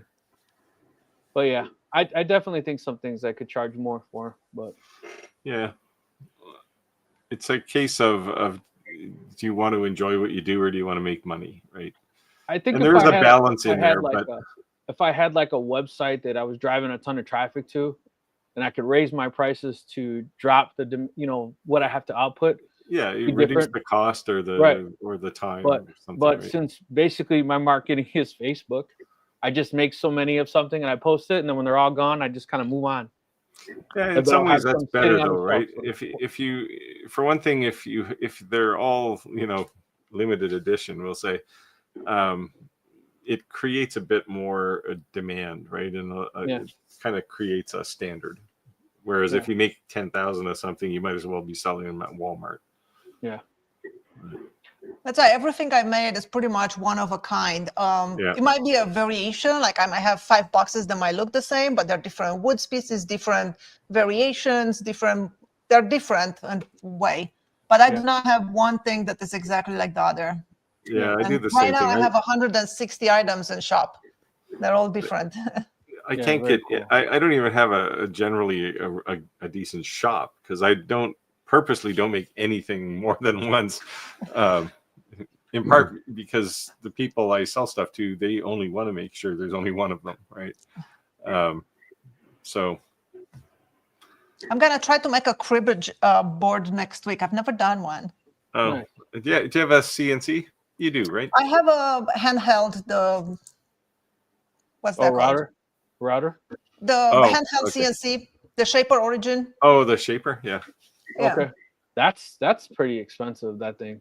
That's I had a couple of companies that offered me some CNCs, like a year ago, and I almost accepted one, and then I was like, wait a minute, I don't know anything about CNCs. So I signed up for a class at my local Rockler. They were teaching a CNC class. Nice. And I went there just to see what it's about and what am I getting myself into. And it was a 3-hour long class. And after half an hour, I'm like, they're speaking Chinese. I don't understand the thing they're saying. This is not for me. I came home. I emailed everyone. I'm like, yep, no, I cannot do this. This is not for me. I wouldn't know what to do with it.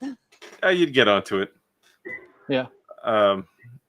Yeah, I was gonna say if you had a CNC, I'd send you the template that I use. I have a template. I actually made it all onto Inkscape. I designed a template with the top part with all the holes, and then I designed a template for underneath with the storage for the cards and the pegs and stuff. So I have it all designed. I have to cut it on the laser and then go from there. Jack said, just finished a stovetopper with the CO2 knife and the fiber. Got my X1 streaming Twitch now. Honestly, I've seen so many of them sell. I kind of just didn't want to sell them, but I understand the whole idea that make what sells, right? The stove toppers? Yes. Many people sell them, but I think if some people are selling them, it's because they sell, right? I mean, that's not something I see around here at all. Yeah. Yeah, I didn't think I saw them here, and I think it was Andrew who's on the channel here.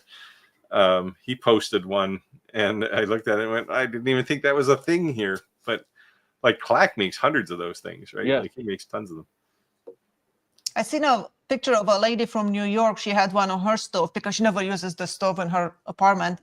And she was eating pizza and put the plate of pizza on top of it. And her dog jumped on it, tried to get it, and accidentally turned on the stove, and it burned down halfway. It was burned down by the time she came back in the room. Yeah, you might need to have a disclaimer on that sale, right? Yeah. The lesson learned is make your stove topper out of fire retardant materials. Up in the loft where I shoot some videos from, there's a stove up there. The gas is turned off to it because I've got an Expert 24 die cutter sitting on top of it I use. Yeah, Ron said Midjourney always puts the reindeer behind Santa's sleigh. Well, it's rear-wheel drive. Yeah. they push. New Zealand. Hey, there we go. Oh. I see V is in the building. Hey V, make sure you go to our. Well, I guess I'll tell everybody. If you are if you're already on our Facebook group, make sure you go check it out because we have a members only giveaway for free. $3.99, something Monport sponsored us on. So check it out. Check it out. There's no strings attached. It's just 100% free. Just quantity limited. Quantity limited. So make sure you check it out. V's a loyal fan, so I wanted to make sure that she got an opportunity. She joined a little late. I'm still looking for someone in Florida to pick up some work that I have down there. Oh, here you go. Because I can't do it. Oh, there you go. Hi for Northwest Florida.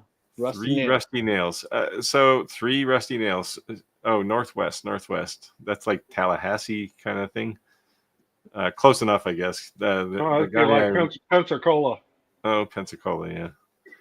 I guess the guy I'm trying to work with, I've been delaying him for a long time. He's just got some. If you have a CO2 laser, shoot me an email and I'll hook you up with this guy. Because now with tariffs, it's just insane, and I don't have a whole lot of time to do it anyway. I've delayed him for almost a year now. So once Canada becomes one of our states, then things will change. But until then, that's it. It is what it is. It's not going to happen, man.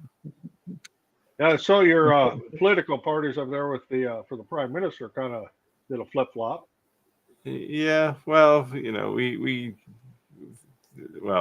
the one guy was a bit of a maniac. I don't want to talk politics, but they're all crazy. I don't think anyone who wants to run a country should ever be allowed to anyway. But New Zealand. All right, here's a question. You want to take this, Steve? I could give this one to Skyler, but any of you got a WeCreate Pro to work reliably with LightWave? I assume you mean LightBurn. LightBurn. Line freezes after about 10 minutes. Yeah, so the answer to this is, and Skyler can chime in too, the answer to this is the same as the answer for using a Xtool S1 with LightBurn. Just don't. Just don't. Use their software. Yeah, my WeCreate's the same thing. I just don't. I have hooked it with LightBurn and I have done it, but it's just a hassle. Use your own software. I think it's such a simple laser to use. I think the LightBurn support for the WeCreate is better than most, but I still won't use it. I'll still use their Make It software. I don't have WeCreate, so I have no opinion. You want one? I got 3 of them. It only cost you like $8,000 to get there because of the tariff. Import it. I actually kept the last one I got from them. I kept it and replaced my S1 with it. The person I gave mine to was in my shop the other day and was looking at the Pro because she has the other one, and I said, sell that one and you can have this one for whatever you sell that one for plus a couple $100 and get it out of my shop because I have no room. I'm looking I want to have a yard sale, I think. Hello, V. Yeah. I usually sell pretty much all my lasers after I review them. The moment it's done the review, I sell them and they're out. Yeah, I only kept the ones I want to keep for myself. I try to move things out pretty quickly too. Have you guys seen this laser? I forget what it's called. I'll have to look it up. But it's 4x8. You can put a full sheet under it. And it's got like a Russian name or something. It's like got a green backing all the way around the edge. Yeah. I think it's 60 watts. They asked me if I wanted to review that, and it's like, it looks fabulous, but I don't have a 4x8 hole in my shop to put this thing. I didn't even review any of those extension tables that comes with your laser. They send it to you. Yeah. Every laser company that had it, they send it to me, and it's still in the box. And I told them, I'm like, you send it to me, great, but I'm not gonna even open the box because I don't have the room to spread that thing around. Yeah, I did the Xtool D1 Pro, and it's now hanging on the wall above my CNC. So yeah, the other thing is that everyone makes these extensions, which is great, right? They can extend but they don't. Most of them, they're not making these extension enclosures, right? Yeah. So they sell you a fireproof, nice enclosure with this fan. It's all kind of all in one, cool. And then they're like, here's the extension. Well, do you have an enclosure? No. Yeah, extensions were popular. I mean, open frame lasers haven't been. Open frame lasers are kind of disappearing, but it was the next fad, right? And I mean, they went to power, then they had, you must want a bigger laser, and they added rails, and it's just like, just stop, right? And I don't know, with like any of the closed frame ones, it's not like you can buy an extended cabinet for them anymore. What was that question about XCS? Well, which one was easier, whether it be LightBurn or XCS? Well, see, I learned LightBurn first. Yeah. So I already know it inside and out. So when XCS came out, especially the XCS's first version was horrible. They have certainly improved it since. Yeah. So yeah, and I think that's going to continue to be the case. Like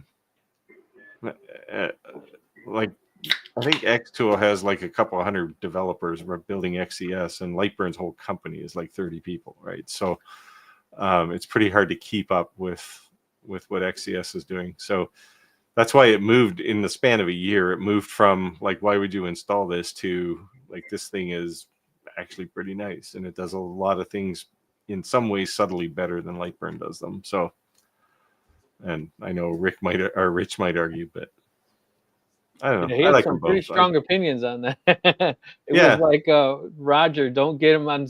Yeah, get me on reality. We'll go on a tangent, but don't talk to Roger about Creality. Well, I don't have a major problem with Creality either. I mean, their support is terrible, but most companies, the support is terrible. So why would I single them out? Madra said, I have a 60-watt CO2 project with a mirror. I watched so many videos, but afraid to hit start. I have a test piece. Are you have any suggestions on the backside? I'm adding a frame and lights. Anyone have any suggestions? A test piece. Well, the only thing I do with my CO2 is acrylic. I don't do pretty much anything else or cut fabric with it.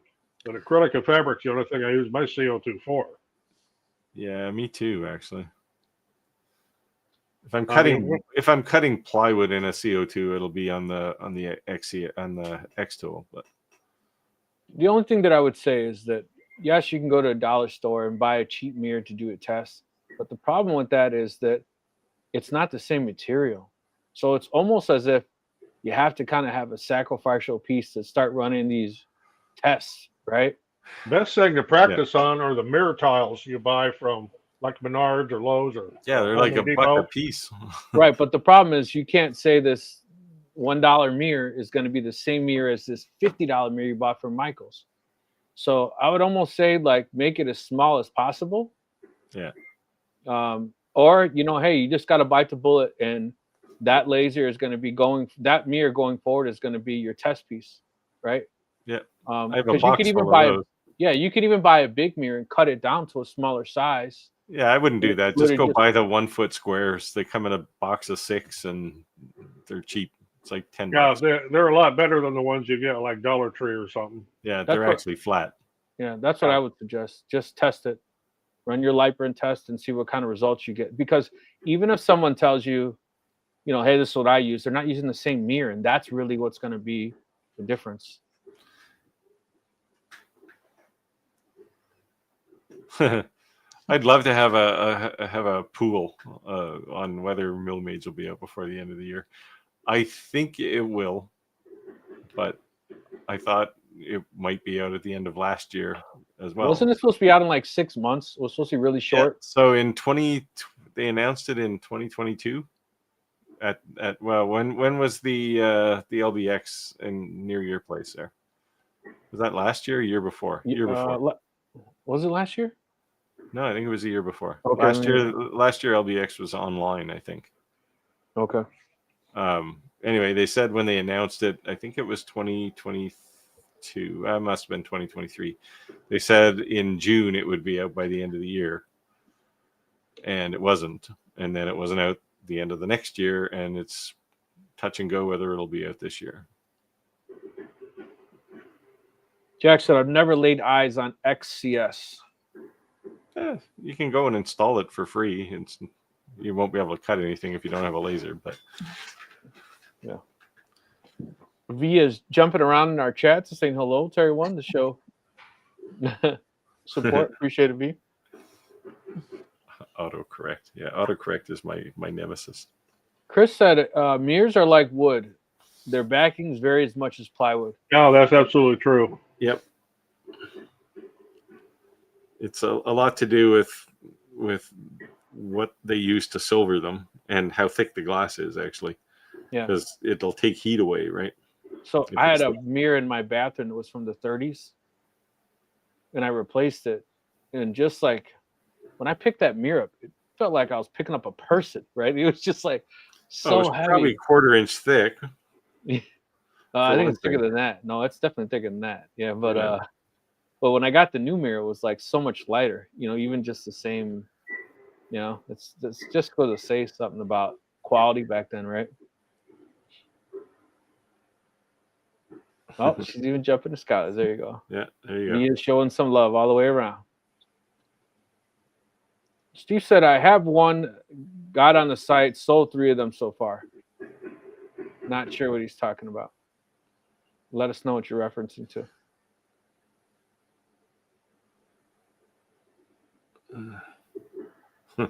He bought ATX Woodcraft, bought somebody's file. I'm not sure whose.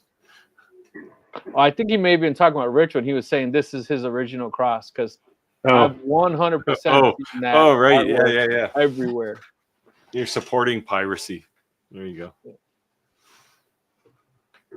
Made my rounds. Thank you, V. Thanks, Thank V. you.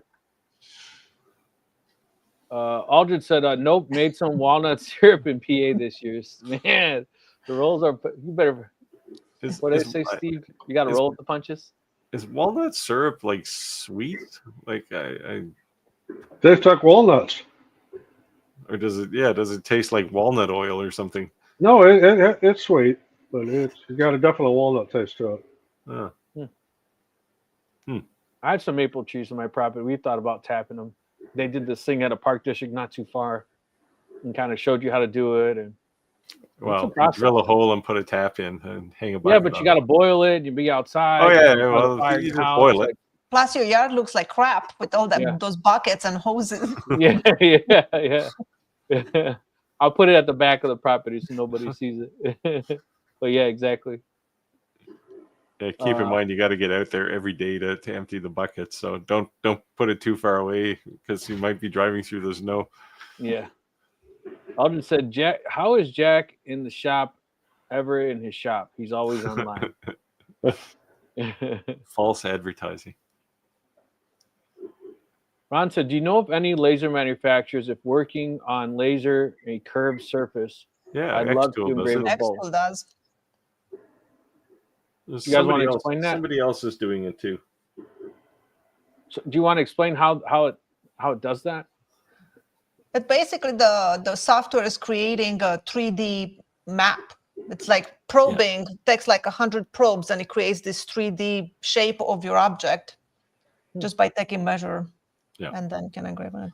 And then and it's an absolute location map, right? So then it knows where the head is. It knows how high it has to be off the surface to be in focus. It's one of those features that you look at it from a marketing perspective and you go, this is really gimmicky. But if you ever have to do that, it works great. It's amazing. It just takes a while to create that 3D map. I'm not always so impatient. I'm like, come on. Yeah, you get a coffee or a tea and back up one there about raising. You do not have to raise a mirror up off the honeycomb. You don't even really need a honeycomb, but put a protective sheet of aluminum or stainless or something under the mirror, because if you're doing it on a spoil board or the dining room table, whatever you're doing on that mirror is going to go right through. Yeah, good point. Because it's glass then, right? Yeah. So you definitely want a sheet of aluminum or stainless steel or something like that. He said he's got 7 subs. That's enough for him. You know who I haven't seen in our lives in a while, Roger? What was it? Miley from Disney? Yeah, but it was a guy. Yeah. Oh yeah. That was kind of crazy. Maybe we offended him. Yeah. The thing about back up on there. About raising that, you could raise it up. I don't put any angle on it at all. I don't get flashback, but I always engrave my mirrors from the back. Yeah, there's times when you do want to engrave it from the front. I've done both. I was going to say, would you do it from the back because that's how it's applied, so it's easier to remove? That makes more sense. I do it more, especially on the open frame lasers, because you don't get as much light scatter. When you're doing it from the front, the light scatter on that blue, boy, you better have your goggles on. Yeah, but if you want to preserve the mirrored backing and still have something engraved, you want to obviously engrave it from the front. And I've had both. I've had both of those scenarios. I had to show you guys a cutting board that I made the other day. I saw this. This was actually I saw really that nice. on Facebook. Very nice. Like the grain of the walnut was so pretty. Oh, yeah, it's kind of burled. Yeah, that's crazy. You can sell that one for extra. I like the one you did with what was it? Yellow. Oh, yellow heart and rosewood. Yellow heart, yes. Yeah, that thing is heavy. The rosewood is so dense. Yeah. I have so much rosewood. Hardwoods of Tennessee sent me some, and I love working with it because it looks so pretty, but it dulls my router bits so much. Yeah, it's got a lot of sand in it actually, as it grows, because it grows really slow and it sucks everything out of the ground. So Jim said, has anyone tried engraving bowling pins? I tried in my UV, but it doesn't get dark. Yeah, that would probably be a fiber laser thing, or engrave deep and then do a paint fill or something. Yeah, I have not. Sorry. Hey, question: are 2 trees lasers any good? I would say that they're not bad, but I would say just based on the price, you know what you're getting. So I consider 2 trees to be a generic laser. Yeah, I mean, you're good. They're probably 10, 5, 10, 20 watts, right? So it's like a completely entry level laser. Yes. Which, if you're just starting out, that's fine. But I don't know. I'm not super happy with the quality of 2 trees. Yeah, I would just say you get what you pay for. That's all. Yeah. You can't buy a 5-watt laser, and I've made a ton of things with 5-watt lasers, but you can't buy a 5-watt laser and then go bash and say you can't cut a 2x4 with it, right? You bought a 5-watt laser, so that's all. Well, a 5-watt laser, you're not really cutting anything, right? Yeah, I made that. I made that. I can grab that. It's more of an engraving laser, and they work well for that because they got really small beam spot size. I made this. Was that like the lineman prayer? You painted the surface white and stained it white. This is the one that the lady tried copying me. Remember, she kept she financed the laser and told her husband she'd be able to make the payments because she'd be able to do things. She tried stealing my artwork, and when she was trying to redo it, she kept causing the wood to go on fire, and she couldn't understand why.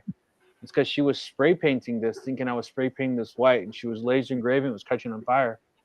This is not painted. This is stained. Yeah. So, yeah, but yeah, 5-watt. You know, it says, now I lay me down to sleep. I pray my lineman safe you'll keep. When I wake in the morning light, I pray you brought him home last night. That's the lineman prayer.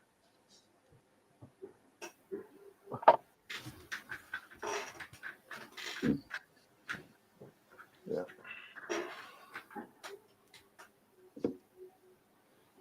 Jeez, we must be really behind in the chat here because people are still wishing Rich to feel better. Hold on here. Chris said tariffs. What tariffs? I did have a supplier try to raise prices on the tariff that don't apply between China and Australia. Yeah, we don't have. I mean, the only tariff we have is if you want to buy an electric car or something from China, you have to pay 100% tariff. Other than that, we're pretty tame. I just said I restored 1930 to 1970s juice box. I use my CNC machine. I plan on incorporating the laser somehow just for fun. That's cool. Well, that's got to be a cool. I always wanted to restore a early model pinball machine. I did that actually. A pinball machine that was built in 1964. So it was as old as I was, and I restored it. Nice. You said Ufi won't answer one of my questions, or I'm sorry, one of my concerns about how long the printing heads will last. Warranty's 3 months, and then how much did they say you'll have to send it in to be replaced? They did say you'd have to send it to be replaced. Yeah, I don't know. We'll find out. We'll find out. I mean, I've been using mine for, I don't know when you got your Skyler. I've been using mine for about a month. Yeah, me too. I think today is constant. Like I'm using it all the time. Yeah, today's the only day I didn't use it for anything. Other than that. So, do you have to run print head cleans, or how does that work? It's all it automatic. Does it all by itself. And this is the thing, right? A lot of the comments that are in there in my video are like, "Oh, wait till you have to maintain the thing." It's like I turned it on and it does some magic, and I don't have to think about it, right? Yep. Even if you want to turn it off long term, like it takes, like if you actually turn it off, it takes 15 minutes to shut it down because it's doing a bunch of head cleaning and moisturizing and stuff, and then you can store the thing, right? And then it takes another 15 minutes to turn it back on because you have to squirt the ink back into the printer head. Yeah. So it sucks all the ink out of the plumbing, runs some moisturizer up there, and then it shuts down. I think they're kind of like going through the DTF and the early UV printers, not those type UV printers, but apparel UV. The headaches of the print head clogs. Yeah, and and somebody else was commenting on the price of the ink. Now, I think the ink is a little expensive, but they're working on something that should cut that in half before the summer's over. So, yeah. And it does seem to last for a long time. I mean, I printed so much stuff just testing because I've never owned a UV printer. So I was like just testing on everything. And yeah, me too. And I actually today I had to actually change one of the white I had to change the white cartridge. Yeah, I have not changed any yet. I don't even know how to change it. You just pop it out. Do you push it down and it comes out? I have no idea. You just pop it up, like you just push it and it'll pop up, and you just drop the new one in. And Chris said Monport Giveaways is location limited. I thought you lived stateside, Chris. No, he's in Australia, man. Oh yeah, then they might not. Come on, though. I have to be honest, Chris. You have to know that you probably get that a lot when ordering anything. Being in Australia, not everyone's gonna ship there. And that sucks, but that's just the reality. Well, anybody from China will ship there because it's like a quarter. Yeah, well, they're next door neighbors practically, right? Yeah. So, now that I remember, I think he said he gets something from China in 3 days, right? Yeah. Hey, I'll take this question. How do you guys work shipping, like determining box size for your items and cost to ship? Also, where do you get your boxes? To answer the first question, whether you're shipping the post office or UPS or FedEx or DHL, it doesn't matter. It's not so much the weight as it is the size of the carton. It's called DWT, dimensional weight. So if your box is, let's say, 12 inches, a 12-inch cube, and the contents only weigh, let's say, 1 pound, you are going to pay for, I'm trying to think of Postal Service, USPS, it's going to be like a 3-pound minimum weight. So you're going to pay a 3-pound weight, even though it only weighs a pound. And the longer the carton gets, it can really make a difference. I mean, just an inch. If you've got a 20-inch long carton, it will be less to ship that, regardless of weight, than a 21-inch long carton. So go on the different sites, whether it be the Postal Service or FedEx or UPS, and you can read about their dimensional weight charges and what dimensions fall under what. Now, to answer the second question, where do you get your boxes? If you're shipping, let's say, priority mail, the USPS will actually give you free boxes. You can order them online. They'll send them to your house, but you have to use it for priority mail. You can't use Ground Advantage or anything else like that. For other cartons that we buy from a company called Uline, it's uline.com. Of course, we buy boxes by the pallet. We do a tremendous amount of shipping. If you're buying boxes, you only need a few, and you go to like Office Max or Staples or something like that, you're going to pay through the nose for them. So even though you may be going to Uline and buying a bundle of 25 and the shipping costs you more than the boxes did, it's still going to be cheaper than going to like Office Max. Yeah. Yeah, I use Uline too for boxes. I ship most of my stuff priority mail and just use the free boxes. And if it needs something that is bigger, then I'll buy boxes from Amazon for $2 a piece and charge that into my shipping. Yeah, and you gotta think though too, is that like what you're paying a little extra in the shipping costs, you didn't pay for the box, right? So that has to be effective. Jared said, hello, a good friend of Andy recommended me consider, what is this? Chloroform? exterior signs for my particular machine. Any ideas where I could source it in Canada? Well, we just had an election. Go steal some election signs. Well, actually, Corofoam is different. It's got actual foam in the center instead of looking like a piece of plastic cardboard. Here in the States, you can get it at Dollar Tree, Hobby Lobby. You might actually be able to get it at one of the dollar stores here. But yeah, I mean, there'll be. I don't know what part of the country you're in, but there's a couple of.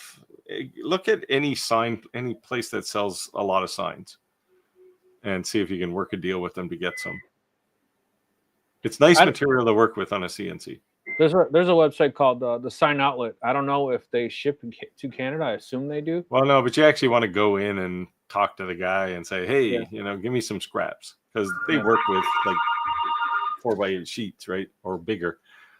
Looks like anything that's small, they'll toss. It looks like we hit time. I can kind of run through these, see if we have any open questions we can clear out before we go into live, because you said the spider is too big of a laser. Yeah, that's what it's called. Yeah, this is the name right here. The 4x8. This thing is. See, it sounds kind of Russian. Yeah, I don't know. It's it was definitely insane. Yeah, I mean, it's cool, but it's like, most of the time you're cutting a keychain and you're going to use a 4x8 foot. Well, just think how many coasters Roger could do with a 4x8 laser. Oh, hey, I've got a 4 foot by 4 foot laser, so I have to lean against the wall just to store, but yeah, I can get big stuff on that. Answer this question here from David. He believed I made a video about an AMS universal spindle to show how to disassemble the AMS to install it. Are you talking about the AMS for like the A1 or the AMS for the P1S or X carbon on the well, you don't have a spindle adapter on those because they set on rollers. There is a spindle lock that I put on mine, and I did show how to disassemble the spindle assembly. But as far as adapters for using other brands of filament on the A1s, I just don't. I just use bamboo filament. HCL Custom said, hey, everyone, enjoying the live in the car, just enough signal to let the video load. Thank you. Appreciate it, Joni. It's like where people saying that the big laser looks pretty good, just definitely huge, right? Yeah, it's a piece of real estate, right? Dennis said, so many people have YouTube testing the EFI E1. What's the deal? I think they were smart. They released it all at the same time. It was definitely like flooding the newsfeed. Good marketing. Actually, all the videos were supposed to come out yesterday, and a few people leaked them. And I said, "That's it. I'm releasing mine." They said, "Okay, we'll tell everybody to release." Well, they contact me and they are like, "Skyler, just to let you know, some videos got leaked, and you feel free to post yours." I'm like, "Okay." Dennis said, "Can't beat free." So you guys, if you haven't checked out the Facebook group yet for our giveaways, make sure you do. We have a members only giveaway. Trent said, hey everyone, Kentucky here. I have many lasers, but I've yet to sell anything. I've made tons of things and have always used them or how do you make the transition? Marketing. Yeah. Go to a craft market as a spectator a few times and see what people are making and keep an eye on what's actually selling. Because you can make a million things and they may not sell. Trent, the other thing that I like to do is I like to go to Facebook Marketplace. Yep. And I like to take the mileage and make it real close to me. And then I want to see what people are selling in my area. And then I want to make it really far. 100. I go 5 miles and then I jump out to 100. And you'll see what's listing and you can see people's reviews. So, you know, because Steve can sell something in Canada, you know, like gangbusters. We have the same exact CNC and I couldn't sell one in my area, you know, so it's definitely to do with your area, your market, but also don't be discouraged to fail. So, and don't beat your head against the wall. If you post something that's not selling, then you learn something when making it and just move on.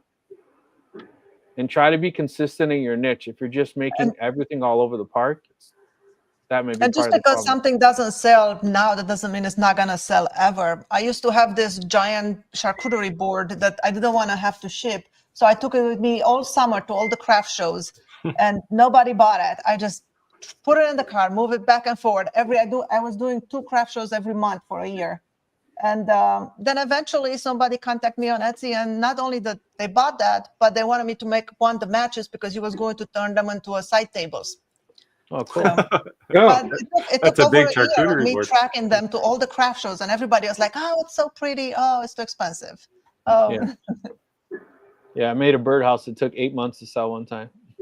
Roger makes fun of me because of that. Yeah, because I sell birdhouses all the time. I still have one. I never even posted it for sale yet. Freaky Tiki says, do either of you have or know where to find a video that explains the settings in LightBurn? Yeah, go to Rich's channel. Yeah, you got to go see Rich. Yeah, Louisiana hobby guy. Said I would never get the results I wanted on coins. So a fiber laser on coins, the biggest difference, what anyone's going to tell you is where you're getting your coins from. Yep. So we post all the time in our Facebook group, the supplier we use. Well, in this video that he's talking about, I showed coins that you shouldn't buy.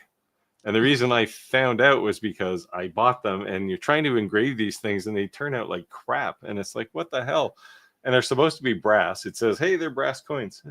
I whip a magnet past the thing and it goes ping, and it's stuck to the magnet. It's like, okay, I know not a whole lot, but I know brass isn't magnetic.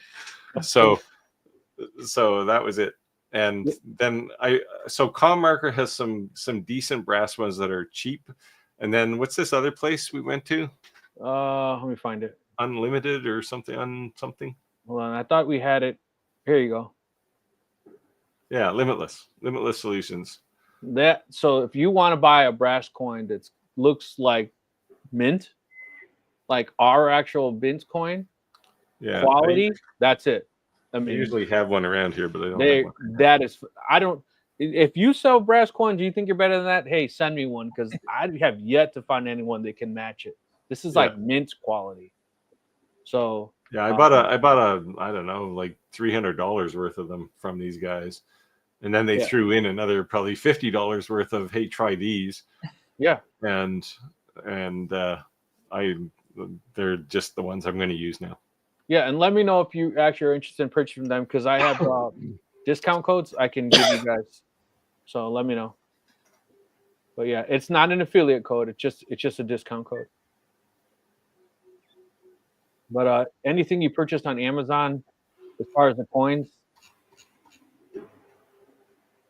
kind of hit or miss. And I think what it is because they're just getting it from the supplier and reselling it. So you may not be getting the same coin the whole time. Let's see. Chris said, I occasionally resize a product to fit. Cheap method. We talked about that a lot, actually. And you have to sometimes, when you're making something, really think what the cost is going to be, because that really could affect your sales, right? Yeah. Oh, yeah. It makes a big difference in carton size. Yeah. You make something a half an inch bigger and the shipping cost goes up. Yeah, drastic could be. Yeah. It says, for each of you, what is your favorite laser? For me, it's my longer B1s. They're my workhorses. I have a lot of different lasers, but those are my workhorses. This is a tough question. I would say right now, laser-wise, I like the Omni 1 UV laser. I like them all, but that's the one I go to for any really nice engraving. I gotta say my X-Tool P2S. That's the one I use the most. I use that one. I use the F1. Yeah, that was the toss-up, whether it was the P2S or the Omni 1. P2S if I'm cutting anything. Right. I'm gonna cheat on this, because I'm gonna say, like Skyler, like, we do these reviews on lasers, but if it's not something to use, I get rid of it. So I've purposed each laser. Like, if I'm gonna make a coin, it's on my 60 watt. If I'm gonna do an engraving, it's on my 30 watt fiber laser. If I'm gonna do deep cutting, like my jack-o'-lanterns, it's on the longer B1. You know, like, each one has its unique purpose. Like, the longer B1 is like a workhorse. You can cut through anything. You know what I mean? But I can't make a coin with it, you know, but right. Each one has its unique thing. I use my F1 a lot just because that's what I use to mark what I make. It's so easy. I have it pre-focused on the bottom of I took the plate off I just drop it on my product and engrave my logo. The file is already on the computer set up. So I use it every day, but that's the only thing I do with it. Yes. Well, I have one laser that's set up for nothing but coasters. It's an Origin Laser Master 3. That's all I do with it is coasters. That's it. V said, "I love your house, Skyler. Do you live?" We're all gonna move to Maine. Thank you, V. V, you weren't on the live yet. I actually asked her. I gotta ask you. No disrespect, whatever. Is that a fake background? Or is that actually your home? And she did turn the camera. Wow, it's definitely a beautiful house. Thank you. The thing about I don't even know how to say this. Trovec. It's laser and CNC for the big one. It looks like the CNC is that 500 spindle for the 2 trees. Yeah. It's probably 1,000 spindle though. Yeah, I think it's a little bigger. Right, but I'm saying it looked like it. It may be physically bigger, but it actually looks just like the same one. Louisiana guys said, "Thanks for the invite, guys. Watching in my chair now." Yeah, it's good having you on here tonight, Rich. Yeah, appreciate you, Rich. All right, looks like we got Valve Creation said, "Great answer. I love the Omni one as well. Need to get a CO2 laser again." Last question in the live. I'm making X, so my Y is my favorite. So if I'm making Z, C is my favorite. Well, guys, it looks like we're a little over time, but I appreciate everyone joining the live. This is definitely a good live. Yeah, I think you appreciate everyone coming out. Is there anything you guys want to say before we close out? We'll do that one. No, I'm just keep making things. If you run out of things, let me know, and I'll give you some things to make. Because it's been crazy. Well, what I need are more hours in the day because I can't seem to get anything done. So same here. I'm retired. Let's see if we can answer real quick. He said, "My coins are not the issue. My question is regarding the LightBurn. Understanding what all of a sudden the settings do is my issue.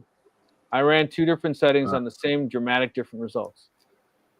Yeah, run material tests. Sacrifice a few coins and run material tests. I haven't come out yet, but I'm working on a series 2 on actually how I make my coins. But the one thing I'm going to tell you is this: a lot of people on YouTube, you're going to see these beautiful coins I make. What they're not showing you is how it look when it's finished. Yeah. So you may finish the coin and you think, I did a horrible job, this looks horrible, and you don't realize that's what a coin looks like. I can go grab you a coin right now that's not polished. You would not be impressed. That same coin, after I polish it, you're like, wow. Yeah, so, you polish yours by hand. I throw mine in the in the polisher and go away for 20 minutes. Right? I do polish mine by hand. I like the patina look, and I'm geeky in the way it looks. You can do all that after if you have to, right? I know, but I'm selling it to another lineman most of my coins, or someone in the military, so I take a little more, that's all. But yeah, thank you guys. Thank everyone for joining. We had a ton of people in the live today. It's great. Yeah, it was busy. So great time. Cast of stars tonight. That's why. Yeah. Oh. Okay. See y'all next week. All right. Good night, everyone. Good night. Yep, bye.